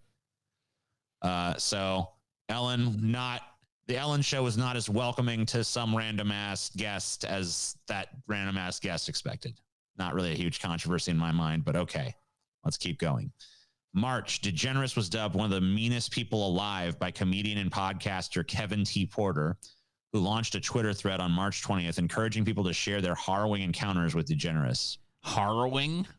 I guess so. What kindness, like Ellen DeGeneres always talks about. She's also notoriously one of the meanest people alive.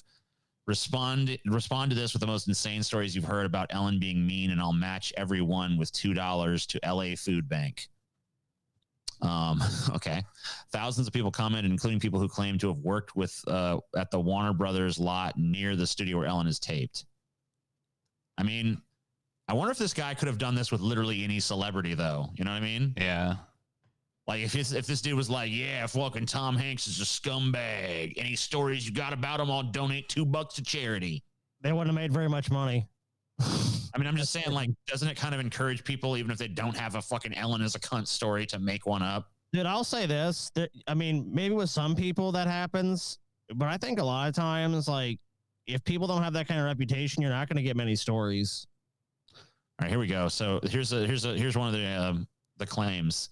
She has a sensitive nose, so everyone must chew gum from a bowl outside her office before talking to her. And if she thinks you smell that day, you have to go home and shower. All right. She definitely wouldn't talk to me. April, showrunners for a daytime talk show came under fire after crew members complained about receiving no documented communications regarding their work hours or pay at the onset of the coronavirus pandemic. This is according to Variety. Crew members told the entertainment outlet that they had not worked in nearly a month after production was suspended due to the pandemic. They also said that they did not hear back from executives. They were told that they could be subject to a pay reduction of as much as 60%. Only adding to their frustrations, the show reportedly hired a non-union tech company to film Ellen remotely from DeGeneres' home in California. And by the way, Ellen's net worth is $330 million. Gotcha. So just when she's talking about cutting people's pay, she could pay them out of her own pocket and not really ever feel any sort of huge financial pain from it. So in July, BuzzFeed published a report about the Ellen show on July 16th. On my birthday. Yeah, it detailed a work culture allegedly rife with racism, fear-mongering, and intimidation, sourced from the accounts of one current and 10 former Ellen employees. The The story noted that most of the staffers interviewed hold executives and senior managers responsible for the alleged toxicity.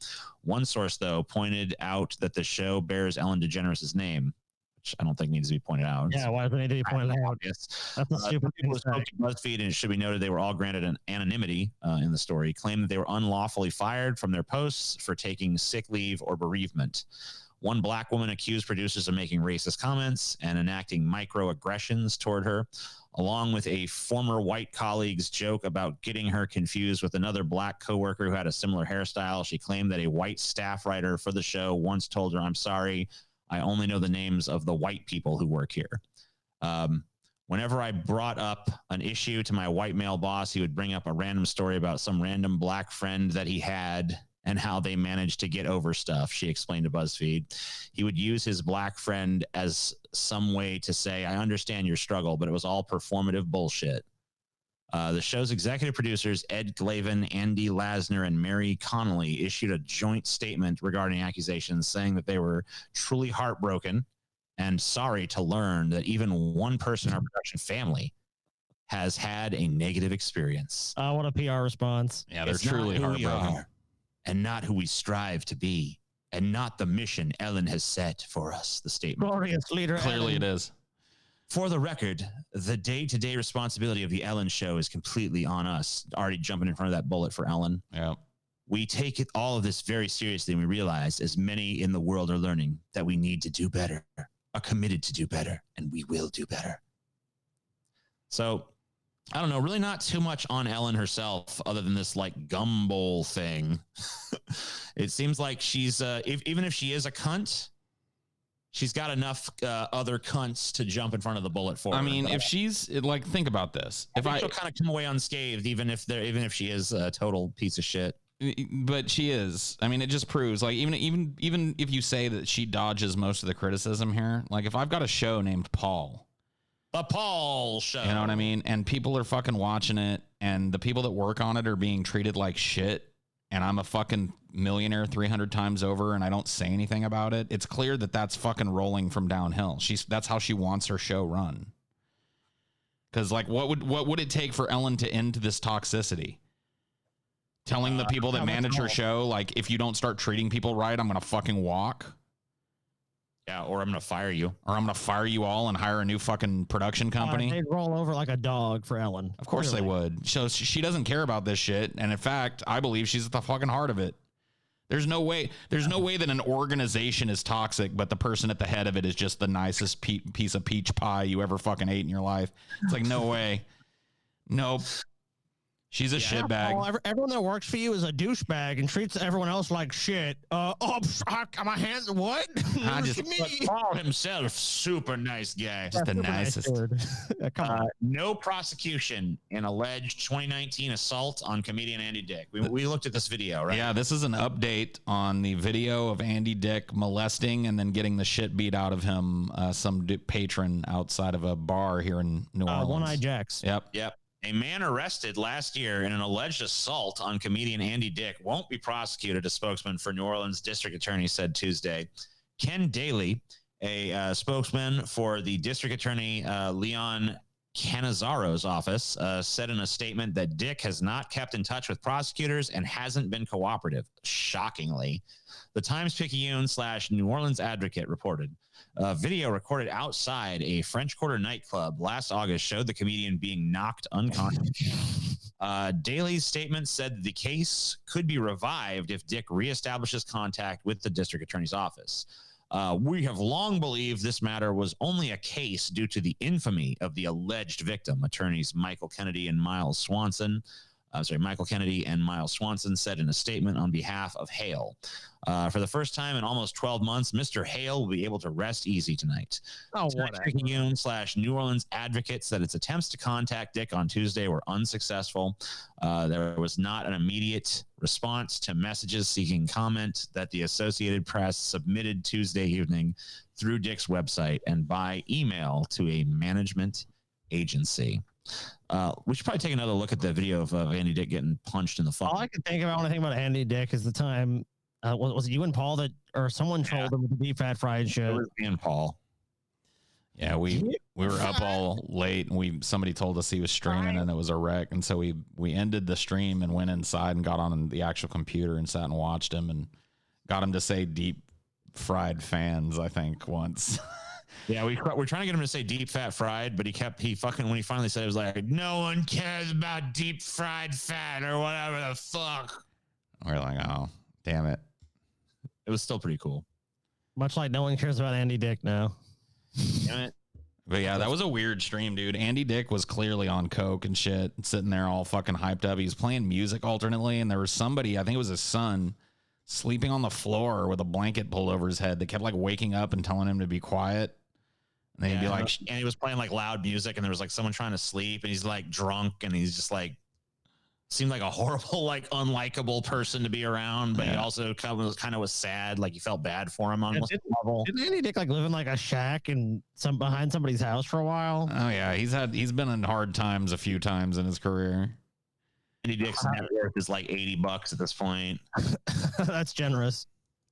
Let's see here. I cannot find this fucking shit. I don't think. I mean, I guess Andy Dick still does stand up, but I mean, I guess he's not doing it now, but probably not. I mean, I don't think he's had any movie roles or TV shows or anything. All right. I mean, in these uncertain times, whose voice do we need more than Andy Dick's, dude? I don't know. For him to be silent during these times is just disgusting to me. Yeah, Cam kills. Oh, okay. Let's watch Andy Dick get punched again. Because this never gets old. All right, so here is this is One-Eyed Jack's here. Yeah, he's on the left side here. He's all circling. So you see him him got hit. Oh, Andy. Punch. I think they're going to show it a few more times, and they're going to like circle it up and stuff. Oh, dude. Andy Dick went down easy. I mean, he's Andy Dick. All right, so here's it's happening in this circle. So Andy Dick's trying to score some cocaine or something. He's probably out there talking a bunch of shit, being all fucking... You're a fucking asshole. I'm Andy Dick. Who the fuck are you? Yeah. Let's see the punch. I mean, it was kind of a sucker punch. Yeah, because he was... Because Andy did not see it coming. Yeah, Andy's walking that way. Yeah, but it's a sucker. It is a sucker punch. It's a sucker punch. In the bar window, and the dude walks up and punches him. And that's a pussy move on his part. Yeah, he shouldn't have fucking. Yeah, and then the running off. That's even more pathetic, dude. I think the idea that this is like this wouldn't even be a case if not for the alleged infamy. Like, I'm pretty sure if you punch someone in the face and it's on camera, like there's gonna be a case. The reason that this isn't a case is because Andy Dick doesn't want to go to trial and have to talk about his drunk, abusive, weird behavior and shit. He's just like, I'm just gonna let this one fly. He's used to getting punched in the face at this point, probably. Yeah, it's like, I get punched all the time. Who cares? I don't know what the fuck this is, but okay. I already did that. This is yeah, there we go. Andy Dick, right? It's Andy Dick.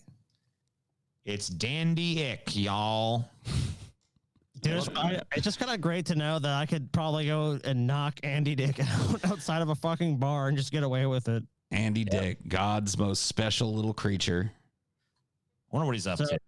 If anyone ever wants to get out knocking somebody out, here's your dude. He's not going to cooperate with the investigation. Yeah, so if you can pretty much just punch Andy Dick at your leisure. I don't, but you know. Unless you ply him. I'm not saying you should. I'm saying, but you probably could. It seems he will not do anything. If you plied him with like cocaine and twink booty, I bet he'd cooperate with the fucking investigation. They're like, look, yeah, this investigation is super valid. Yeah, I'm all in on this investigation. Where do I pick up my twink booties and cocaine? Yeah, there's like, this is the only there's no news about Andy Dick other than this. No news is good news, like baby. Else from IMDb. Is he done anything? Oh recently? yeah, check. Yeah, let's see. Is Andy Dick working? I don't know. Getting any work here? This picture here is from the Zoolander 2 premiere in 2016. You got a pity invite. Come on.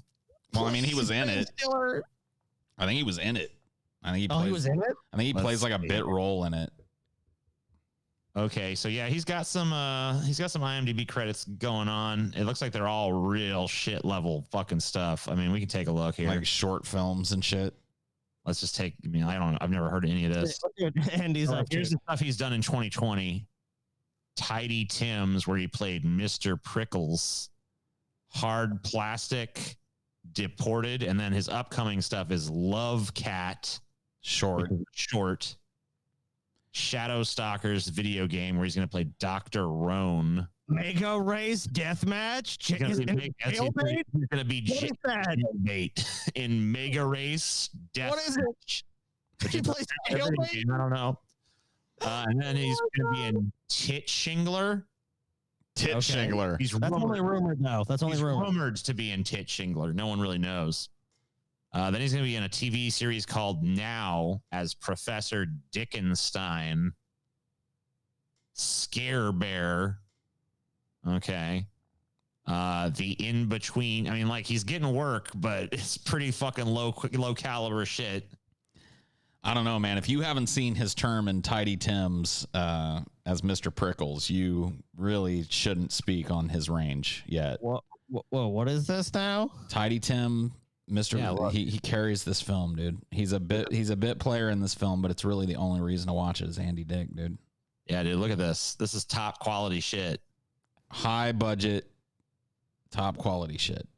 Yeah, dude, this is a fucking trailer for this? There's not even a fucking trailer, dude. It came, literally no one has rated it. I mean, it supposedly came out in February of 2020. It has not been rated once. It's a festival film, probably. That just 10. Oh, 10? All right. I guess I have to create an account. So fuck that, dude.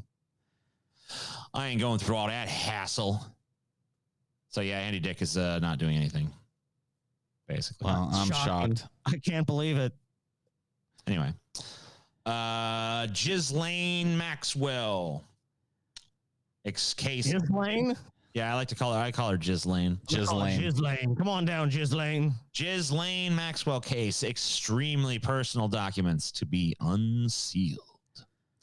An extensive collection of extremely personal documents in civil litigation against British socialite Ghislaine Maxwell can be unsealed, a Manhattan federal court judge ruled on Thursday.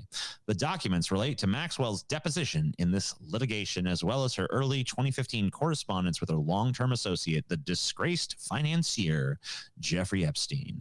Maxwell was arrested earlier this month and charged over her alleged involvement with Epstein's sex trafficking of minors. Maxwell pleaded not guilty on the 14th of July and remains in jail while awaiting trial. In the civil lawsuits, Maxwell's lawyers had pushed to keep these records secret, claiming previously this series of pleadings concerns attempts to compel Miss Maxwell to answer intrusive questions about her sex life. Yeah, like have you systematically personal, confidential, and subject to considerable abuse by the media. Yeah, questions like have you engaged in the systematic abuse of underage girls for the last 20 years? Yeah, intensely personal sex life questions like that. Very personal question, Paul. The Manhattan federal court judge ruled on Thursday that they could be unsealed, though Maxwell's attorneys plan to appeal the decision. The court finds that the countervailing interest identified failed to rebut the presumption of public access, Judge Loretta Preska said during a telephone proceeding. Accordingly, these papers shall be unsealed. The decision over these records stems from the Epstein accuser Virginia Joffrey's 2015 civil lawsuit against Maxwell. Virginia has claimed that Maxwell recruited her to work as Epstein's masseuse at 15 years old when she worked as a locker room attendant in Donald Trump's Mar-a-Lago club in South Florida. In this litigation, which has been settled, I'm going to try again. I'm just going to go with Joffrey. I think that's what it is. I think it's Jeffrey. Joffrey? Yeah. Jeffrey? Joffrey. Whoa. Alleged Maxwell had defamed. I'm sorry.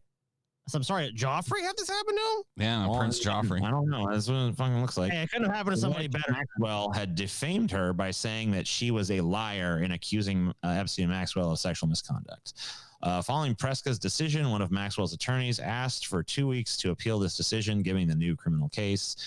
Prescott said Maxwell's team had 1 week to file the appeal motion and asked to be informed if the appeals court didn't rule within 1 week. She asked the attorneys to nonetheless continue working on preparing these papers for the release in the interim. A large tranche, I've never seen that word, of documents in this lawsuit are also released late August, blah, blah, blah, blah, blah. Contain sensational claims, denials that world leaders were involved in Epstein's sex trafficking. Well, when you file a lawsuit, you can say whatever you want. Sure. But yeah, so apparently they're trying to stop the release of these documents from happening. And right now, It make it look really, really bad. Oh, yeah. I'm sure they do.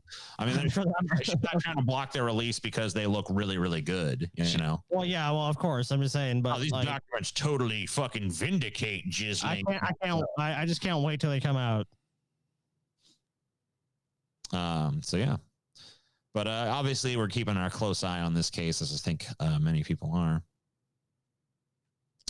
Germany steals Fox. Germany didn't steal them. Germany steals over 100 shoes. In Germany, Fox has stolen over 100 shoes. This is the shoe stealing Fox. I mean, we're always talking about all these human crimes, and meanwhile, little shits like this get away with murder. Basically, 100 shoes.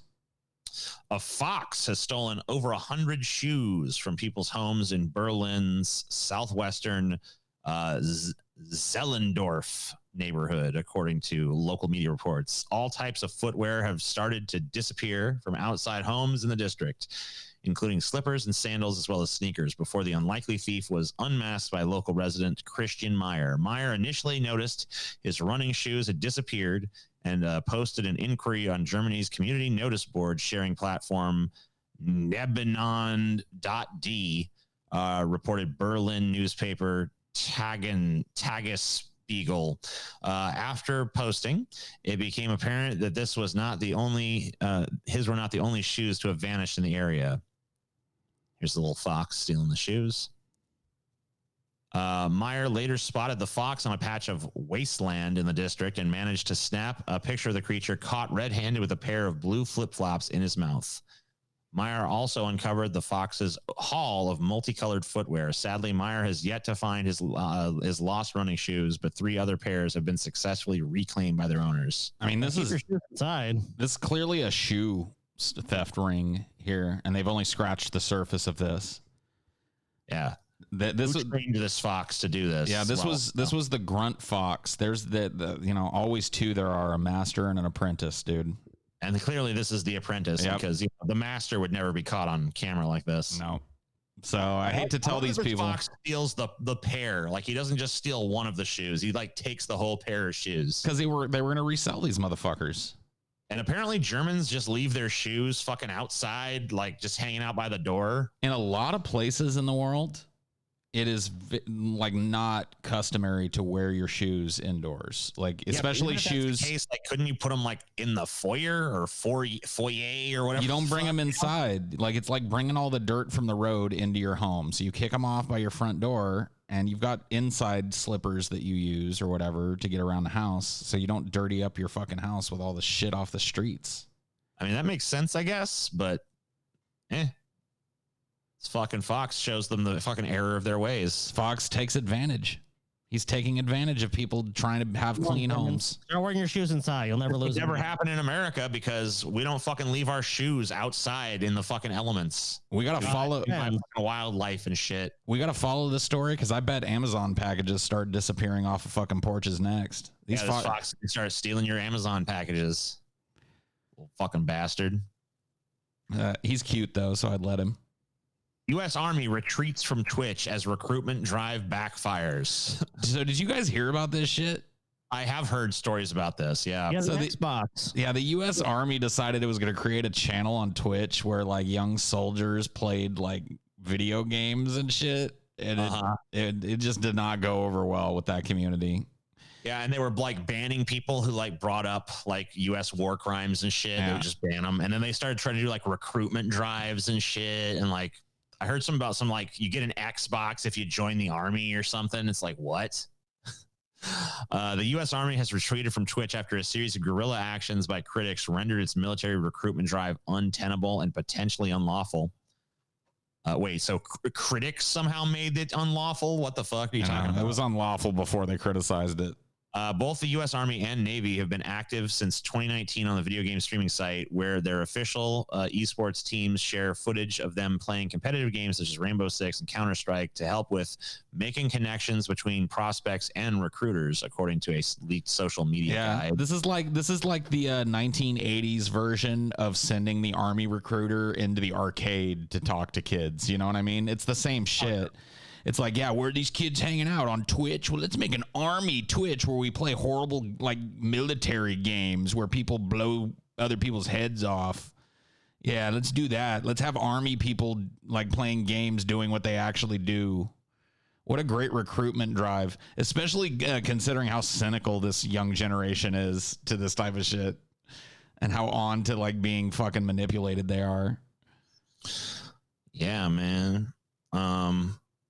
So the Army's Twitch channel banned offending users who were basically, like I said, pointing out like war crimes and shit, prompting some lawyers to point out that they may have had their First Amendment rights violated. The government can't try to engineer the conversation of the public by saying only people who agree with us can respond.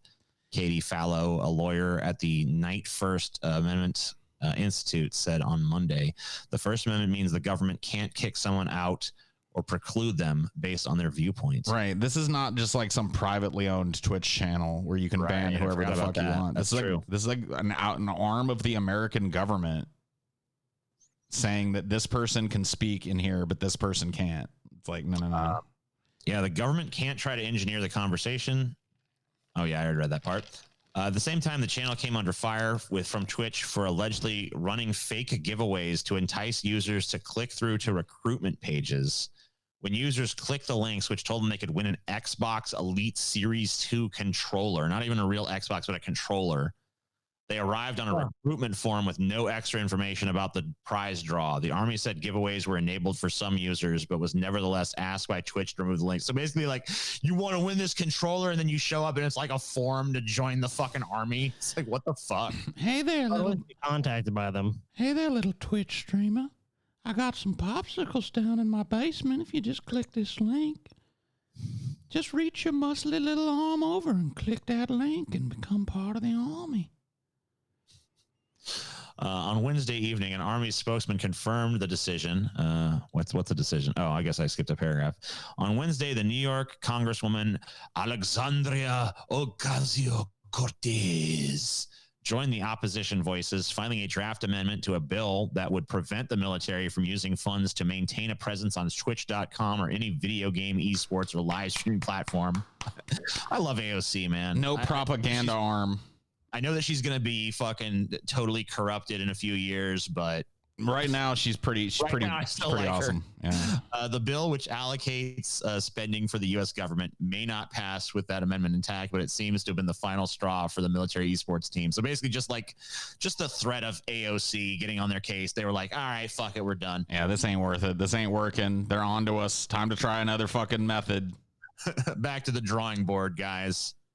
Fucking. Oh, they'll find a way. They always do. They'll always find a way. What about an app called Terrorist Go? Oh. Assembly begins on ITER, a massive scientific project that seeks to replicate the sun's fusion power here on Earth. What could go wrong? I mean, the story of Icarus replays itself over and over in human history. Here we go. We're not only gonna fly too close to the sun this time. We're gonna fucking recreate it here on Earth. We're gonna make the sun on Earth. Yeah. Going to be great.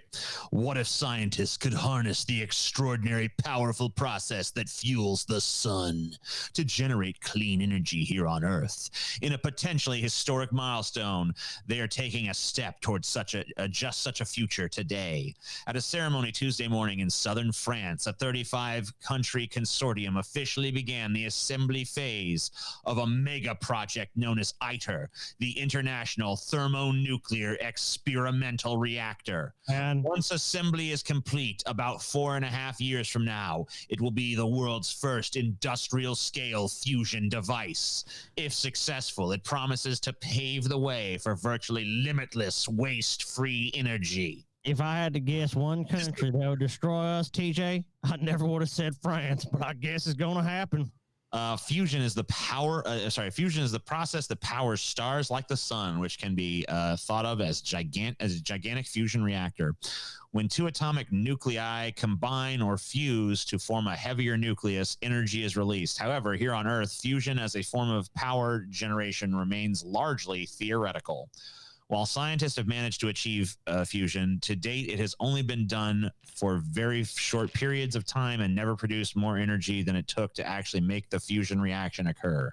The aim of ITER, which will be the world's largest scientific research facility, is to demonstrate that fusion power can be generated sustainably in a human-controlled process on a commercial scale.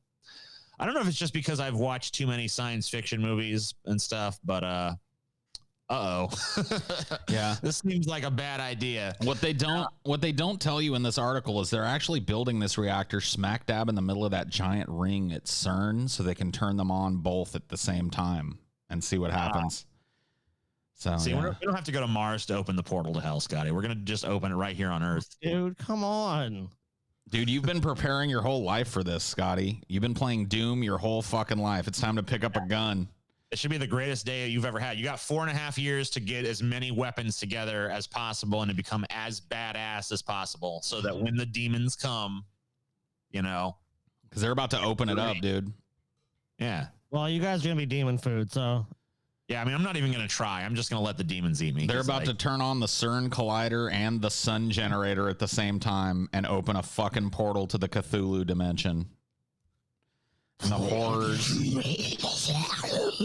looking forward to all the demons I'm gonna have to kill, dude. The horrors are gonna come. That's gonna be a full-time thing for at least like 5 or 6 days of just slaughtering demons to close the portal. It's gonna be longer than that, dude. You're gonna have to make your way all the way to where this portal is. This next story is part of a segment I call Scotty's dropping the ball. Good. Influencer Ariel Charnas snagged up to $350K in April PPP loan. Come on, Scotty. What the fuck, dude? Everybody's getting rich off this. What do we fucking pay you for? It's PPP loan. Where the fuck is our $350K, Scotty? You're supposed to be the one that figures this shit out. Controversial influencer Ariel Charnas, dubbed the poster child for what not to do in a pandemic, got a loan of up to $350. That seems like the fucking poster child for what to do in a pandemic. Get $350,000. You damn right. That's what you do in a pandemic. Dude, this is great. Charnas, who has 1.3 million followers on Instagram, was due to relaunch her brand in March, but was delayed by the pandemic. So she hadn't, her brand wasn't even currently out there, and she was able to scam $350,000 from taxpayers. This article should be rallying against us, Scotty. We should have been the ones to fucking do this. You're dropping that fucking ball, Scotty. Stupid ass deep fat fried podcast neglects to get giant PPP windfall. That's our headline. Well, it's actually to legitimately do that, you'd have had to basically lie about how much money we were spending on payroll. Dude, the fucking the week before it happens, just raise all of our salaries. Yeah, we get paid fucking $50,000 a fucking month each. It was based on a 12-month average.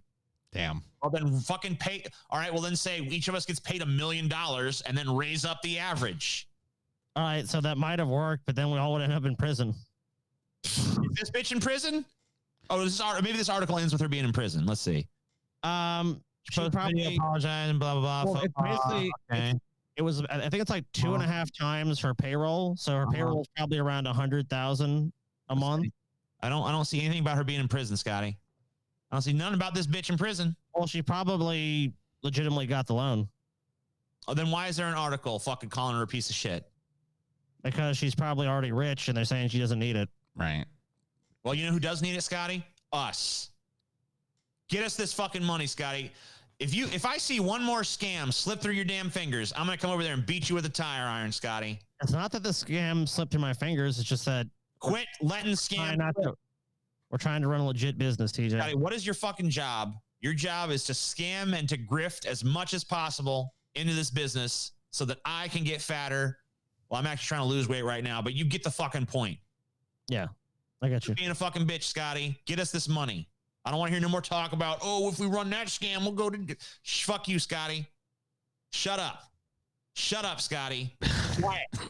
So when I do... Scotty, I told you to shut up. TJ, I'll do the scam for you, man. You know what? Because when we go to court, I'll be like, why'd you do it? And I'll play this video back. God damn it, Scotty, do it. Do it. I was coerced. Mastermind. Yep. It's all coming down on you, TJ. I love this trending thing right here, too. It's like, Kim Kardashian fears Kanye West may hit rock bottom. I mean, may? Maybe. He may do it. All right. Well, I got we got a little more time left, but I pulled a few more things while we were chatting. So I thought the first post in our subreddit was pretty funny.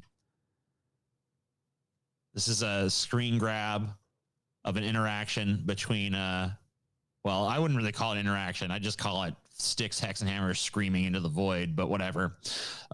So Representative Ilhan Omar was like, legalize marijuana nationwide and expunge records for cannabis-related offenses. And Sticks is like, fucking how dare you agree with me, bitch? Been saying it since the 2000s, you opportunistic Johnny-come-lately. Fuck yourself. So you can't even be happy that she agrees with him. He's got to be mad. Yeah. Because she didn't listen quickly enough. He's having like an existential... How come you didn't fucking take this position back in the early 2000s before I even knew who you were and you weren't even an elected official, huh? Not only that... Why didn't you take this position back in the early 2000s when you were what, 10? Like how old was AOC's like 25 or something, right? In the early 2000s, she'd have been like 8. I don't know how old Ilhan Omar is, but well, how old is she? True. How old would she have been? How old is fucking Ilhan Omar? I'll find out. Give me a second. Like 27 or something? Yeah. She's young. So the early 2000s, she would have been a zygote. How come you were Omar? Right? Well, no, she's like in her 20s. She's a little bit older. She's actually a little bit older than me. I go, Paul and Matt don't mix. He's like, it's 2020, Paul. She's 27. Right. She's born like 93. Scotty. Very interesting. Ilhan Omar is actually. Oh, man, fuck you, Scotty. She's actually a little older than me. She was born in 82, so she's 38. She's 38. Okay, well that she would have been an adult in the early 2000s. She wasn't a fucking politician though. How do you know she didn't have that fucking position back in the 2000s? Well, I guess she wouldn't have been a fucking full adult. I don't know. Whatever. I mean, yeah, that's the thing. Like, she wasn't even an elected representative, and like, she wasn't a public figure. So this is just completely stupid rhetoric. But of course, what do you expect? And even if you feel that's the only reason, she still agrees with your position. So who cares? Yeah. So dumb. Former cop sentenced to 15 years in federal prison for abuse of women.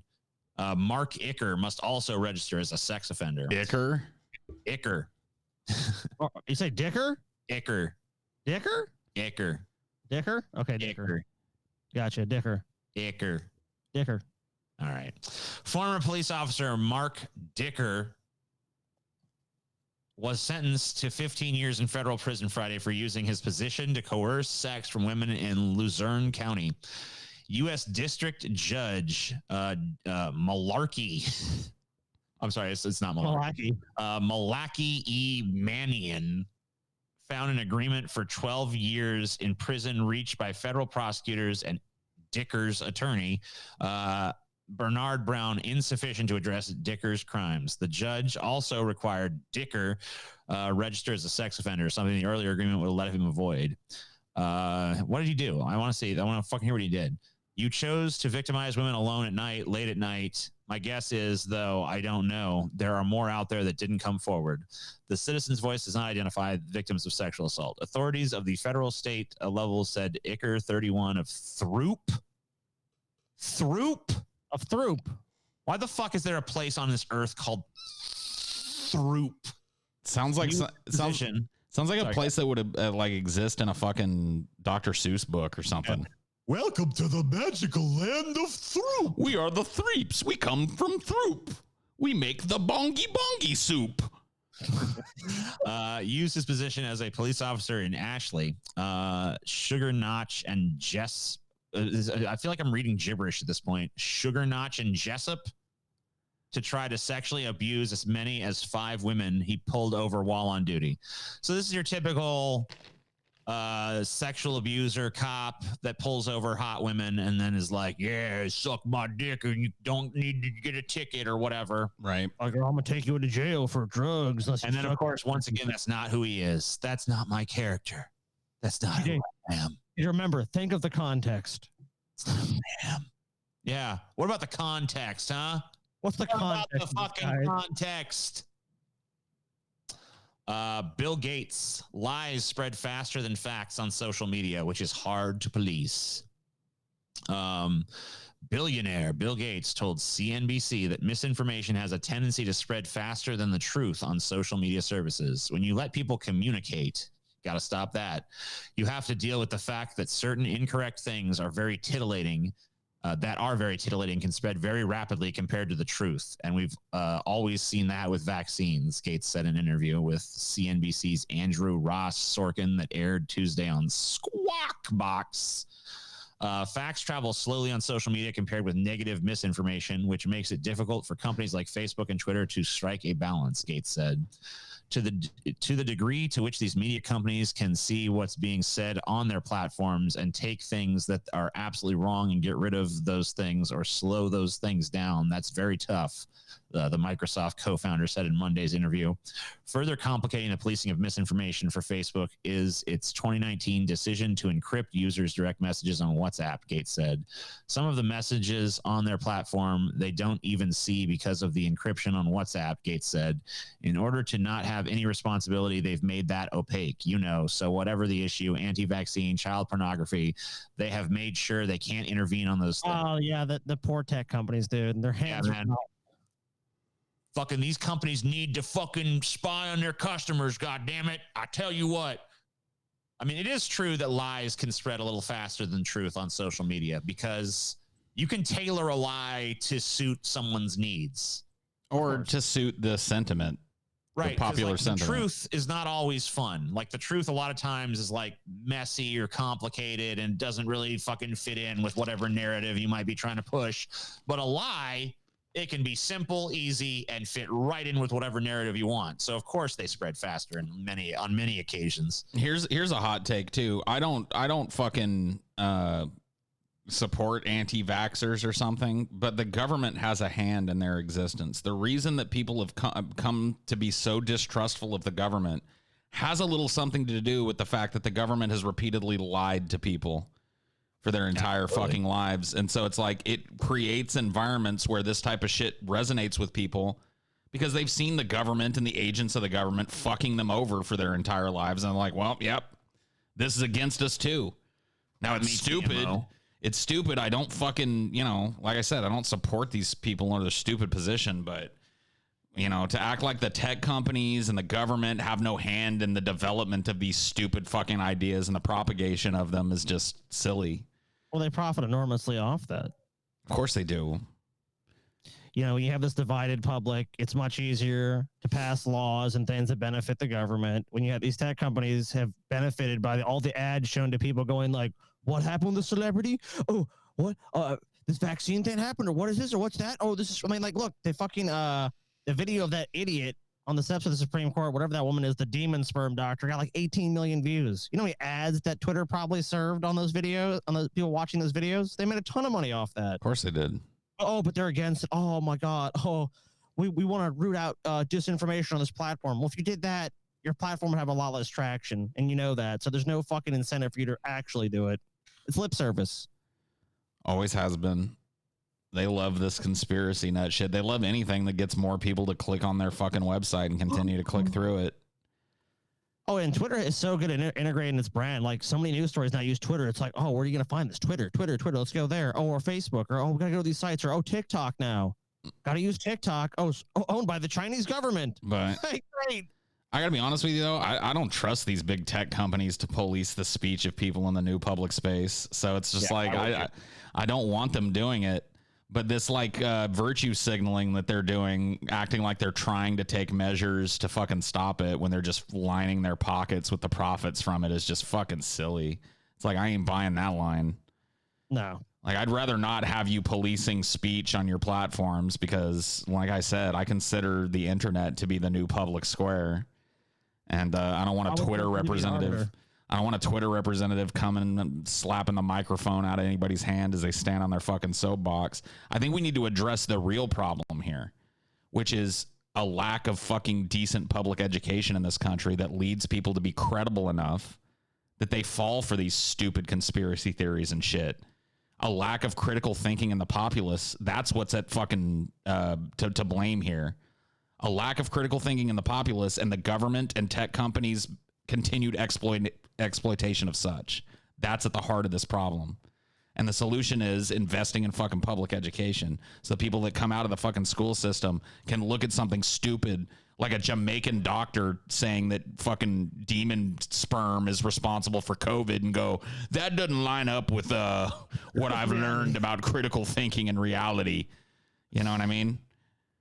Well, a lot of things is totally divorced from reality. But, you know, as we know, reality at this point in the post-truth world is a choose your own adventure book of like, why not? If I want to believe a magical pill cures this, I can go ahead and believe that. And I go to my circle jerk group that goes, yep, the pill's going to cure it, or it's a hoax. It doesn't even exist. It doesn't matter. Choose your own adventure. Reality is what you make it now. There's no facts. Cool. There's only fiction. I love it. I love it. It's great. Anyway, unless you guys have something more to say, I think that concludes our Flash Fried. I'd like to say that if what Scotty said is true, we now live on planet Jiggly Booty. Oh, hell yeah.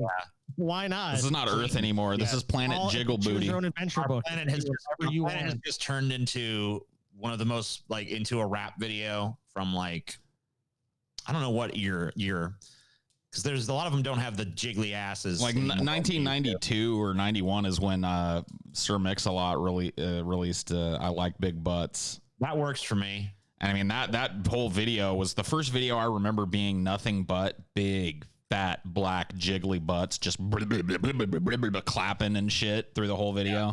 That's the adventure I choose. Like, so let's make that happen. The next satellite pictures that we see of our planet are not going to show the familiar pale blue dot. It's going to be just a big giant ass in space with its butt cheeks clapping together as it fucking circles the sun like a stripper pole. Hey, guys, if people believe the Earth is a flat plane and we have an ice shield protecting us, you guys can believe that, and it's just as credible in my view. Life is fucking amazing here on planet Jiggle Booty, dude. Oh, dude, I want to take a bunch of fucking so let me just, I guess I do have one more thing I want to talk about now that you mentioned the flat Earth. I want to make a fucking offer to these flat earthers. So I'm looking at their fucking map of the planet, which is really dumb. Of course it is. But I mean, you know, what would you expect? They're flat earthers. Like, it doesn't even begin to make sense or whatever. Like, the shit's just not, like, the arrangement of shit just doesn't even fucking make logical sense, but whatever. Wow. So anyway, since we're surrounded by this big ice shield, you know, in every direction, I'm gonna ask them, like, okay, so here's America, right? They got it sideways for whatever reason. So what I think of as being west, they have fucking going north for whatever reason. But if we fucking go west, if we just take a boat and we head west, we should hit this ice shield, right? Yeah. So what I'm going to do is, if there's any flat earthers out there, I want to fucking go on a voyage with you. I want us to charter a boat together, and I want us to leave from the West Coast and just head west. And if we don't hit an ice shield, then you have to fucking admit that the Earth is not flat. And if we do hit an ice shield, I will admit that the Earth is flat. Dude, you know what would be a great movie? Wall, rather. Dude, it would be a great movie that starts this way and somebody takes you up on it and you sail out there, and then one night you're sleeping below decks and somebody goes, Lando, and you wake up and stumble onto deck and you just see this giant fucking like miles high ice wall in front of you and you're like, oh my fucking God. It is real. Yeah, that's what I want to see. So yeah, let's prove it. Put your money where your mouth is. Let's fucking head off from the West Coast, head west. And if we hit the ice wall, God bless you. Now, you know what I'm saying? In their defense, this is what the Earth would look like if I sat on it accidentally. Maybe. You know what I mean? It would look very similar to this if I sat on it, but luckily I can't do that. And this is all pish posh anyway. That's true. This is all pish posh anyway, because we all know that the planet is a giant black ass clapping. It's a giant jiggly ass, dude. Yeah, I mean, we've already decided that. So So yeah, that's totally meaningless at this point. But anyway, thank you guys for watching. See you next time with more Flash Fried. Bye-bye. Bye, everybody.